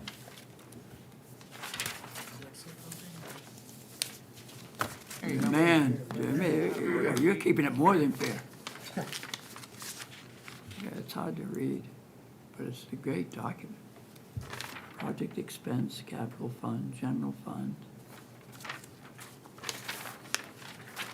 Okay.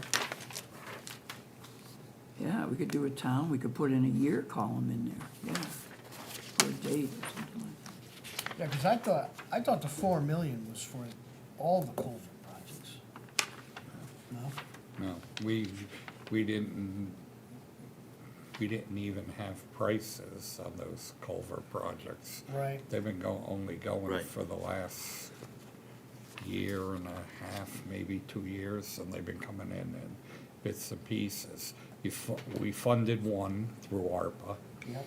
The second one is being funded through the state, $2 million. And this is the third one right now that originally was $4 million, and they did That's the they Brookside came up- Drive? Yeah, they came up with a new way of doing that brought it down to this estimate, which they're doing design documents now to go out to bid. Right. It hasn't gone out to bid Now, yet. there was still a problem with some of the materials that were like so far into the That's- future. That's the one that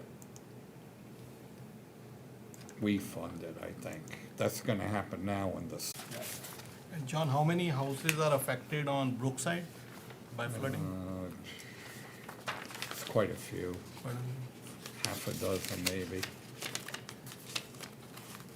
They probably got hammered this last time around. Yeah, just No, recently. believe it or not, they got hammered the time before where the woman lost her face and another guy In had December? 5 feet of water in his. December 18th?